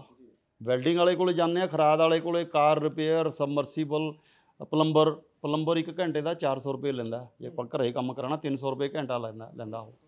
ਯਾਨੀ ਕੰਮ ਹੈਗਾ, ਲੇਕਿਨ ਜਿਹੜੇ ਬੇਰੁਜ਼ਗਾਰ ਆ ਇੱਥੇ ਬੰਦੇ, ਉਹ ਇੱਕ ਖਾਸ ਜਿਹੜੇ ਹੈਗੇ ਆ, ਇੱਕ ਖਾਸ ਸਟੇਟਾਂ ਨੂੰ ਜੁਆਇਨ, ਜਿਵੇਂ ਅਸੀਂ ਪਿੰਡਾਂ 'ਚ ਜੱਟਾਂ ਦੇ ਮੁੰਡੇ ਹੈਗੇ, ਉਹ ਕੰਮ ਨਹੀਂ ਕਰਨਾ ਚਾਹੁੰਦੇ। ਹੁਣ ਉਹ ਰਿਪੇਅਰ ਦਾ ਕੰਮ ਨਹੀਂ ਕਰਨਾ ਚਾਹੁੰਦਾ, ਉਹ ਪਲੰਬਰ ਦਾ ਕੰਮ ਨਹੀਂ ਕਰਨਾ ਚਾਹੁੰਦਾ, ਬਾਹਰ ਕਰਦਾ ਜਾ ਕੇ। ਕਾਰਪੈਂਟਰ ਦਾ ਕੰਮ ਨਹੀਂ, ਸਾਰੇ ਕੰਮ ਕਰਦੇ ਬਾਹਰ, ਰਿਪੇਅਰ ਦਾ ਕੰਮ ਨਹੀਂ ਕਰਦਾ, ਬਾਹਰ ਕਰਦਾ ਜਾ ਕੇ। ਸੋ ਇੱਥੇ ਜਿਹੜਾ ਹੈਗਾ, ਉਹ ਜਿਹੜੇ ਕੰਮ ਉਹ ਚਾਹੁੰਦਾ, ਉਹ ਨਹੀਂ ਇੱਥੇ ਹੈਗੇ। ਉਹ ਪੜ੍ਹੀ ਜਾਂਦਾ, BA MA ਕਰੀ ਜਾਓ, ਕੋਈ ਮਾਇਨਾ ਹੀ ਨਹੀਂ ਉਹਦਾ। ਜਿਹੜੀ ਉਹਨੂੰ ਐਜੂਕੇਸ਼ਨ ਚਾਹੀਦੀ ਹੈ, ਪੜ੍ਹੇ ਲਿਖੇ ਬਾਅਦ ਤੁਸੀਂ ਕੰਪਿਊਟਰ ਕਰਨਾ, ਤੁਸੀਂ ਵੀਡੀਓ ਐਡੀਟਿੰਗ ਕਰ ਲਓ, ਸੋਲਿਡ ਵਰਕਸ ਹੈਗਾ, ਉਹਦੇ ਵਿੱਚ ਔਰੇਕਲ ਦਾ ਹੈਗਾ, ਤੇ ਹੋਰ ਕਈ ਤਰ੍ਹਾਂ ਦੇ ਕੰਮ ਹੈਗੇ, ਜਿਹੜੇ ਸੌਫਟਵੇਅਰ ਹੈਗੇ, ਵੈਬ ਡਿਜ਼ਾਈਨਿੰਗ ਦਾ ਕੰਮ ਹੈਗਾ, ਬੜੇ ਕੰਮ ਹੈਗੇ ਉਹਦੇ ਵਿੱਚ ਕਰਨ ਵਾਲੇ। ਲੇਕਿਨ ਉਹ ਉੱਥੋਂ ਉਹ ਪੜ੍ਹਦੇ ਹੀ ਨਹੀਂ ਆਈਟਮ, ਉਹ ਲੈਂਗੁਏਜਸ ਨਹੀਂ ਪੜ੍ਹਦੇ ਹੈਗੇ। ਅੱਛਾ, ਇਹ ਜਿਹੜਾ ਹੈਗਾ, ਹੁਣ ਇੱਥੇ ਰੁਜ਼ਗਾਰ ਇਸ ਕਰਕੇ ਨਹੀਂ ਹੈਗਾ ਕਿ ਵੀ ਰੁਜ਼ਗਾਰ ਕਿਉਂ ਨਹੀਂ ਹੈਗਾ? ਸਰਕਾਰੀ ਮਹਿਕਮੇ ਤਾਂ ਫੇਲ ਹੋ ਗਏ। ਕਿਉਂ? ਤੁਸੀਂ ਦੇਖ ਲਓ ਜਾ ਕੇ, ਸ਼ੂਗਰ ਮਿਲ ਦੇਖ ਲਓ, ਮਿਲਕ ਫੈਡ ਦੇਖ ਲਓ, ਅੱਛਾ ਫਿਰ ਤੁਸੀਂ ਸਕੂਲ ਦੇਖ ਲਓ, ਸਰਕਾਰੀ ਕਾਲਜ ਦੇਖ ਲਓ, ਹਸਪੀਟਲ ਦੇਖ ਲਓ, ਸਾਰੇ ਫੇਲ ਹੈ। ਕਿਉਂ? ਉੱਥੇ ਜਿਹੜਾ ਬੰਦਾ ਉਹ ਕੰਮ ਨਹੀਂ ਕਰ ਰਿਹਾ, ਠੀਕ ਹੈ ਨਹੀਂ, ਉਹਦੀ ਬਦਲੀ ਤੁਸੀਂ ਕਰ ਨਹੀਂ ਸਕਦੇ, ਪੈਸੇ ਦੇ ਕੇ ਸੈੱਟ ਕਰਕੇ ਲੈ ਕੇ ਆਇਆ। ਹੁਣ ਅੱਜ ਜੇ ਮੇਰੇ ਤੋਂ ਪੁੱਛੋ, ਹੁਣ ਆਪਾਂ ਗੱਲ ਕਰ ਰਹੇ ਸੀ ਨਾ ਕਿ ਹੱਲ ਕੀ ਆ, ਜਿਹੜਾ ਬੰਦਾ ਕਿਸੇ ਵੀ ਮਹਿਕਮੇ 'ਚ ਹੈਗਾ, ਜਿਹੜਾ ਤਾਂ ਕੰਮ ਕਰਦਾ, ਰਿਜ਼ਲਟ ਦਿੰਦਾ, ਟਾਰਗੇਟਸ ਦੇ ਰਿਹਾ, ਨਤੀਜੇ ਦਿੰਦਾ, ਉਸ ਨੂੰ ਤਾਂ ਬਦਲੀ ਕਰਕੇ ਉਹਦੇ ਘਰ 'ਚ ਲਿਆਓ, ਉਹਨੂੰ ਡਿਸਮਿਸ ਕਰਨ ਦੀ ਵੀ ਲੋੜ ਨਹੀਂ ਹੈਗੀ, ਸਸਪੈਂਡ ਵੀ ਨਹੀਂ ਕਰਨਾ ਉਹਨੂੰ। ਤਾਂ ਜਿਹੜਾ ਹੈਗਾ ਨਾ, ਜਿਹੜੇ ਗਲਤ ਕੰਮ ਕਰ ਰਹੇ ਉਹਨੂੰ ਸਸਪੈਂਡ ਕਰਨ ਦੀ ਲੋੜ ਨਹੀਂ, ਜਿਹੜਾ ਠੀਕ ਕੰਮ ਕਰਨ ਵਾਲਾ ਉਹਨੂੰ ਘਰ ਦੇ ਨੇੜੇ ਲਿਆਓ, ਠੀਕ ਹੈ ਨਹੀਂ। ਜਿਹੜਾ ਕੋਈ ਬੰਦਾ ਰਿਜ਼ਲਟ ਨਹੀਂ ਦਿਖਾ ਰਿਹਾ, ਬੱਚਿਆਂ ਨੂੰ ਠੀਕ ਨਹੀਂ ਪੜ੍ਹਾ ਰਿਹਾ, ਦਵਾਈਆਂ ਠੀਕ ਨਹੀਂ ਦੇ ਰਿਹਾ, ਮਿੱਲ ਦੇ ਚੋਰੀ ਕਰ ਰਿਹਾ, ਸ਼ੂਗਰ ਮਿੱਲ ਦੇ 'ਚ ਮਿਲਕ ਫੈਟ ਦੇ 'ਚ ਸਭ ਕੁਝ, ਜਿਹੜਾ ਬੰਦਾ ਰਿਜ਼ਲਟ ਨਹੀਂ ਦਿਖਾ ਰਿਹਾ, ਕੰਮ ਨਹੀਂ ਕਰ ਰਿਹਾ, ਉਹਨੂੰ 150 ਕਿਲੋਮੀਟਰ ਦੂਰ ਘਰ ਤੋਂ ਬਦਲੀ ਕਰ ਦਿਓ, ਆਪੇ ਰਿਜ਼ਲਟ ਦਊ। ਜੇ ਉਹਨੂੰ ਸਸਪੈਂਡ ਕਰਦੇ ਆ, ਡਿਸਮਿਸ ਕਰਦੇ ਆ, ਉਹ ਕੋਰਟ ਚਲਾ ਜਾਂਦਾ, ਕੋਰਟ ਦੇ 'ਚੋਂ ਮਹਿਕਮੇ ਸਰਕਾਰ ਨੂੰ ਕੰਮ ਨਹੀਂ ਫਿਰ ਉਹ ਕਰ ਸਕਦੀ ਸਰਕਾਰ। ਤੋ ਸਿੰਪਲ ਜਿਹਾ ਹੈਗਾ, ਉਹਦੀ ਬਦਲੀ ਕਰ ਦਿਓ। ਬਦਲੀ ਕਰਕੇ ਉਹ ਬੰਦੇ ਸਾਰੇ ਤੁਸੀਂ ਮਤਲਬ ਮੈਂ ਇਸ ਮਹਿਕਮੇ 'ਚ ਕੰਮ ਕੀਤਾ ਹੋਇਆ ਹੈ, ਐਕਸਾਈਜ਼ ਐਂਡ ਟੈਕਸੇਸ਼ਨ ਦੇ 'ਚ ਸਾਰੇ ਪੰਜਾਬ ਦੀ ਹੈਲਪਲਾਈਨ ਦਾ ਚਾਰਜ ਮੈਨੂੰ ਦਿੱਤਾ ਸੀ ਅਨੁਰਾਗ ਵਰਮਾ ਜੀ, ਅੱਜ ਕੱਲ੍ਹ ਹੋਮ ਸੈਕਟਰੀ ਹੈ, ਹੀ ਵਾਸ ETC ਹੇਅਰ। ਤੇ ਉਹਨਾਂ ਨੇ ਮੈਨੂੰ ਇਹ ਚਾਰਜ ਦਿੱਤਾ ਸੀਗਾ ਤੇ ਮੈਂ ਉਹ 'ਚ ਕੰਮ ਕਰਿਆ ਹੋਇਆ ਹੈ। ਅੱਛਾ, ਮੇਰਾ ਤਜਰਬਾ ਸੀਗਾ ਉਹਨੂੰ 20-25 ਸਾਲਾਂ ਦਾ। ਮੈਨੂੰ ਪਤਾ ਕਿ ਜਿਹੜੇ ਬੰਦੇ ਸ਼ਰਾਰਤੀ ਆ ਉਹ ਕਿਵੇਂ ਕਾਬੂ ਆਉਣਗੇ, ਜਿਹੜੇ ਠੀਕ ਆ ਉਹ ਕਿਵੇਂ ਕਾਬੂ ਆਉਣਗੇ। ਹੁਣ ਮੇਰੇ ਕੋਲ ਸ਼ਿਕਾਇਤਾਂ ਆਉਂਦੀ ਸੀ, ਫੋਨ ਆਉਂਦੇ ਮੇਰੇ ਕੋਲ 400 ਫੋਨ ਆਉਂਦੇ, WhatsApp 'ਤੇ ਵੀ ਆਉਂਦੇ, ਅਤੇ ਉਹ ਮੈਂ 400 ਦੇ ਨਾਲ ਗੱਲ ਕਰਦਾ ਸੀ ਕਾਲ ਬੈਕ, ਨਹੀਂ ਤਾਂ ਫਿਰ ਅਗਲੇ ਦਿਨ ਮੈਂ ਕਰਦਾ ਸੀ। ਅਤੇ ਅਗਲੇ ਦਿਨ ਮੈਂ ਫਿਰ ਉਸ ਤੋਂ ਬਾਅਦ ਫਿਰ ਅੱਗੇ ਸਟਾਫ ਮੰਗ ਲਿਆ ਕਿ ਵੀ ਤੁਸੀਂ ਮੈਨੂੰ ਨਾ ਬਰੀਫ ਕਰਕੇ ਦੱਸ ਦਿਓ, ਫਿਰ ਮੈਂ ਅਗਲੇ ਨਾਲ ਗੱਲ ਕਰਾਂਗਾ ਜਾ ਕੇ। ਹੁਣ ਉਹਨਾਂ ਦੇ ਵਿੱਚ 99.9% ਜਿੰਨੀ ਸ਼ਿਕਾਇਤਾਂ ਆਉਂਦੀ ਸੀ, ਭਾਵੇਂ ਡਰਾਈਵਰ ਦੀ, ਭਾਵੇਂ ਵਕੀਲ ਦੀ, ਭਾਵੇਂ ਵਪਾਰੀ ਦੀ, ਉਹ ਸਾਰੀਆਂ ਸਹੀ ਸੀਗੀ, ਜਾਇਜ਼ ਸੀਗੀਆਂ। ਅਤੇ ਜਿਹੜਾ ਸਾਡਾ ਮਹਿਕਮੇ ਦਾ ਮੁਲਾਜ਼ਮ ਸੀ, ਚਾਹੇ ਉਹ ETO ਹੈ, ਚਾਹੇ ਇੰਸਪੈਕਟਰ ਹੈ, ਚਾਹੇ ਸੇਵਾਦਾਰ ਹੈ, ਠੀਕ ਹੈ ਨਹੀਂ, ਚਾਹੇ ਗਨਮੈਨ ਆ, ਉਹ ਸਾਰੇ ਗਲਤ ਹੁੰਦੇ ਸੀ, ਜਾਂ ਡੇਟਾ ਐਂਟਰੀ ਆਪਰੇਟਰ ਹੈਗਾ। ਸਾਡੇ ਮਹਿਕਮੇ 'ਚ ਅੱਜ ਕੱਲ੍ਹ ਡੇਟਾ ਐਂਟਰੀ ਆਪਰੇਟਰ ਕੰਮ ਕਰਦੇ ਆ, ਉਹ ਗਲਤ ਸੀਗੇ। ਅੱਛਾ, ਮੈਂ ਉਹ ਇਨਕੁਆਇਰੀ ਕਰਦਾ ਸੀ। ਮੈਂ ਇਨਕੁਆਇਰੀ ਕਿਵੇਂ ਕਰਦਾ ਸੀਗਾ, ਜੇ ਉਹ ਗੱਡੀ ਦੇ ਉੱਥੇ ਖੜਾ ਬੰਦਾ, ਮੈਂ ਰਾਤ ਨੂੰ ਹੀ ਉਹਦੇ ਨਾਲ ਫੋਨ 'ਤੇ ਗੱਲ ਕਰਨੀ ਆ, ਡਰਾਈਵਰ ਦੀ ਗੱਲ ਸੁਣਨੀ ਆ ਅਤੇ ਅੱਗੇ ਡੇਟਾ ਐਂਟਰੀ ਆਪਰੇਟਰ ਦੀ ਗੱਲ ਸੁਣਨੀ। ਦੋਨਾਂ ਦੇ ਬਿਆਨ 'ਚੋਂ ਮੈਨੂੰ ਸੱਚਾਈ ਲੱਭ ਜਾਂਦੀ ਸੀ। ਮੈਂ 5 ਮਿੰਟ 'ਚ ਹੀ ਸਰਵਿਸ ਪ੍ਰੋਵਾਈਡਰ ਨੂੰ ਕਹਿ ਦਿੰਦਾ ਸੀ, ਇਸ ਡੇਟਾ ਐਂਟਰੀ ਆਪਰੇਟਰ ਨੂੰ ਉਡਾ ਦੇ ਹੁਣੀ, ਉਹਨੂੰ ਉਦੋਂ ਹੀ ਉਡਾ ਦਿੰਦੇ ਸੀਗੇ। ਅੱਛਾ, ਜੇ ਉਹ ਇੰਸਪੈਕਟਰ ਦੀ ਹੈਗੀ ਅਤੇ ਉਹਨੂੰ ਮੈਂ ਕਹਿੰਦਾ ਸੀਗਾ ਕਿ ਭਾਈ ਦੁਬਾਰਾ ਜਦੋਂ ਵੀ ਦਫ਼ਤਰ ਬੈਠਾਂਗਾ ਉਦੋਂ ਗੱਲ ਹੋਏਗੀ ਆਪਣੀ, ਫਿਰ ਤੂੰ ਹੁਣ ਚਲਾ ਜਾ ਘਰੇ। ਉਹਨੂੰ ਮੈਂ ਕਦੇ ਦੁਬਾਰਾ ਕੰਪਲੇਨੈਂਟ ਸ਼ਿਕਾਇਤ ਵਾਲੇ ਨੂੰ ਕਦੇ ਦਫ਼ਤਰ ਨਹੀਂ ਬੁਲਾਇਆ। ਅਤੇ ਉਹ ਮੈਨੂੰ ਸਾਡਾ ਮੁਲਾਜ਼ਮ ਕਹਿੰਦਾ ਕਿ ਜੀ ਉਹ ਜਿਹੜਾ ਤੁਹਾਨੂੰ ਸ਼ਿਕਾਇਤ ਕਰ ਰਿਹਾ ਝੂਠਾ ਹੈ ਉਹ। ਮੈਂ ਉਹਨੂੰ ਕਹਿੰਦਾ ਜੀ ਓਕੇ ਯਾਰ, ਤੂੰ ਹੁਣ ਨਾ ਜਦੋਂ ਕੱਲ੍ਹ ਨੂੰ ਜਾਂ ਪਰਸੋਂ ਜਦ ਤੇਰਾ ਮਨ ਕਰਦਾ ਮੇਰੇ ਕੋਲ ਦਫ਼ਤਰ ਆ ਜਾ। ਮੇਰੇ ਕੋਲ ਦਫ਼ਤਰ ਆ ਜਾਂਦਾ ਸੀਗਾ, ਮੈਂ ਮੋਬਾਈਲ 'ਤੇ ਸ਼ਿਕਾਇਤਕਰਤਾ ਨੂੰ ਮਿਲਾ ਲੈਂਦਾ ਉਹਦੇ ਨਾਲ, ਅਤੇ ਇਹਨੂੰ ਕਰਦਾ ਸਪੀਕਰ ਔਨ, ਅਤੇ ਉਹ ਦੋਨਾਂ ਦੀ ਆਪਸ ਦੇ ਵਿੱਚ ਗੱਲ ਕਰਾ ਦਿੰਦਾ। ਮੈਂ 5 ਮਿੰਟ 'ਚ ਸੱਚਾਈ ਲੱਭ ਜਾਂਦੀ ਸੀ। ਸਾਡਾ ਮੁਲਾਜ਼ਮ ਹੀ ਗਲਤ ਹੁੰਦਾ ਸੀਗਾ, ਮੈਂ ਨੋਟ ਲਾਉਂਦਾ ਸੀਗਾ, ਅਨੁਰਾਗ ਵਰਮਾ ਜੀ ਸੀ, ਇਹ ਮਿੰਟ 'ਚ ਉਹ ਬਸ ਉਹ ਇੰਸਪੈਕਟਰ ਨੂੰ ਸਸਪੈਂਡ ਕਰਕੇ ਘਰੇ ਭੇਜ ਦੇਣਾ। ਜੇ ਕੰਮ ਕਰਨਾ ਚਾਹੋ ਤਾਂ ਇਸ ਤਰੀਕੇ ਨਾਲ ਹੋ ਸਕਦਾ। ਇਸ ਤਰ੍ਹਾਂ ਹੋਏਗਾ ਨਾ, ਹੁਣ ਦਾ ਮਤਲਬ ਇਹ ਨਹੀਂ ਹੈਗਾ। ਤੁਸੀਂ ਦੇਖਣਾ ਜਰਾ, ਉਹ ਥੋੜ੍ਹੀ ਦੇਰ, ਹਾਲਾਂਕਿ ਉਸ ਤੋਂ ਬਾਅਦ ਮੇਰੇ ਤੋਂ ਵੀ ਉਹ ਚਾਰਜ ਜਿਹੜਾ ਲੈ ਲਿਆ ਸੀ, ਕਿਉਂਕਿ ਇਹ ਸਿਸਟਮ ਇਹ ਹੈ ਨਾ, ਕੋਈ ਚਾਹੁੰਦਾ ਨਹੀਂ ਹੈਗਾ ਕੰਮ ਕਰਵਾਉਣਾ। ਤੋ ਜੇ ਕਰਨਾ ਚਾਹੇ ਤਾਂ ਅੱਛਾ, ਤੁਸੀਂ ਇਹ ਦੇਖੋਗੇ, ਇਹ ਜਿਹੜਾ ਤੁਹਾਨੂੰ ਮੈਂ ਦੱਸਿਆ ਹੈਲਪਲਾਈਨ ਵਾਲਾ ਤਰੀਕਾ, ਇਹ ਹੀ ਇੱਕ ਤਰੀਕਾ ਹੈ ਕਾਮਯਾਬ। ਇੱਕ ਰਾਊਂਡ ਦਾ ਕਲੌਕ ਸਾਰੇ ਪੰਜਾਬ ਦਾ, ਜ਼ਿਲ੍ਹੇ ਦਾ, SSP ਦਾ, DC ਦਾ, ਸਾਰਿਆਂ ਦਾ ਇੱਕ ਰਾਊਂਡ ਦਾ ਕਲੌਕ ਇਹੋ ਜਿਹਾ ਇੱਕ ਫੋਨ ਹੋਵੇ, ਹਰ ਥਾਂ 'ਤੇ ਹਰੇਕ ਮਹਿਕਮੇ ਦੇ 'ਚ ਉਹ ਡਿਸਪਲੇ ਹੋਵੇ। ਕਿਸੇ ਨੂੰ ਸ਼ਿਕਾਇਤ ਹੈ ਕਿ ਜੀ ਆਹ ਥਾਣੇਦਾਰ ਮੇਰਾ ਪਰਚਾ ਦਰਜ ਨਹੀਂ ਕਰ ਰਿਹਾ ਸ਼ਿਕਾਇਤ ਦਾ, ਉਹ ਸ਼ਿਕਾਇਤ ਕਰ ਦੇਗਾ, ਉਹ ਸ਼ਿਕਾਇਤ ਚਲੀ ਜਾਏਗੀ। ਹੁਣ ਜਿਵੇਂ ਬਿਜਲੀ, ਸਾਡੇ ਹੈਲਪਲਾਈਨ ਦੇ ਵਿੱਚ ਐਕਸਾਈਜ਼ ਡਿਪਾਰਟਮੈਂਟ ਦੇ ਵਿੱਚ round the clock 8 data entry operator phone ਸੁਣਦੇ ਸੀ, ਪਰਫੋਰਮਾ ਭਰਦੇ ਸੀ, ਮੇਰੇ ਕੋਲ ਸਵੇਰੇ ਆ ਜਾਂਦਾ ਸੀ।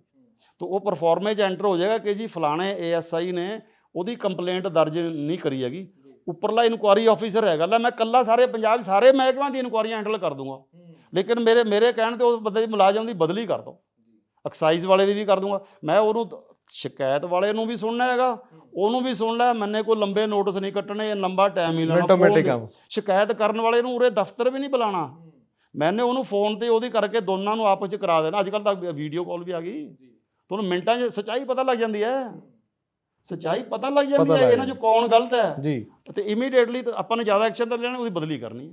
ਹਾਂ ਉਹ ਰਿਜ਼ਲਟ ਸੈੱਟ ਹੋ ਹੁੰਦੇ ਆ, ਰਿਜ਼ਲਟ। ਬਹੁਤ ਸ਼ੁਕਰੀਆ ਸਰ, ਤੁਸੀਂ ਆਪਣਾ ਕੀਮਤੀ ਸਮਾਂ ਦਿੱਤਾ। ਮੈਨੂੰ ਲੱਗਦਾ ਕਿ ਬਹੁਤ ਸਾਰੀ ਜਾਣਕਾਰੀ ਜਿਹੜੀ ਲੋਕਾਂ ਨੂੰ ਅੱਜ ਪਤਾ ਲੱਗੀ ਹੋਊਗੀ ਕਿ ਪੰਜਾਬ ਦੇ ਖਜ਼ਾਨੇ ਨੂੰ ਖੋਰਾ ਲੱਗ ਕਿਵੇਂ ਰਿਹਾ, ਲਗਾ ਕੌਣ ਰਿਹਾ ਤੇ ਕੌਣ ਇਸ ਲਈ ਜ਼ਿੰਮੇਵਾਰ ਹੈਗਾ ਤੇ ਹੱਲ ਕਿਸ ਤਰੀਕੇ ਨਾਲ ਹੋ ਸਕਦਾ। ਬਹੁਤ ਧੰਨਵਾਦ ਤੁਹਾਡਾ। Thank you so much. So ਇਸ ਨੂੰ ਸੁਰਿੰਦਰ ਸਿੰਘ ਜੀ ਜਿਨ੍ਹਾਂ ਨਾਲ ਅੱਜ ਗੱਲਬਾਤ ਕਰਕੇ ਸਮਝਣ ਦੀ ਕੋਸ਼ਿਸ਼ ਕੀਤੀ ਹੈ, ਕਿਉਂਕਿ ਐਕਸਾਈਜ਼ ਐਂਡ ਸੇਲਜ਼ ਟੈਕਸ ਜਿਹੜਾ ਡਿਪਾਰਟਮੈਂਟ ਹੈਗਾ ਉਹਦੇ ਵਿੱਚ ਡਿਪਟੀ ਕਮਿਸ਼ਨਰ ਦੇ ਤੌਰ ਤੇ ਕੰਮ ਕਰਦੇ ਰਹੇ ਨੇ, ਤਾਂ ਬੜੀਆਂ ਬਰੀਕ ਗੱਲਾਂ ਇਹਨਾਂ ਨੇ ਸਮਝਾਈਆਂ ਕਿ ਕਿਸ ਤਰੀਕੇ ਨਾਲ ਪੰਜਾਬ ਦੇ ਖਜ਼ਾਨੇ ਦੀ ਲੁੱਟ ਹੋ ਰਹੀ ਹੈ।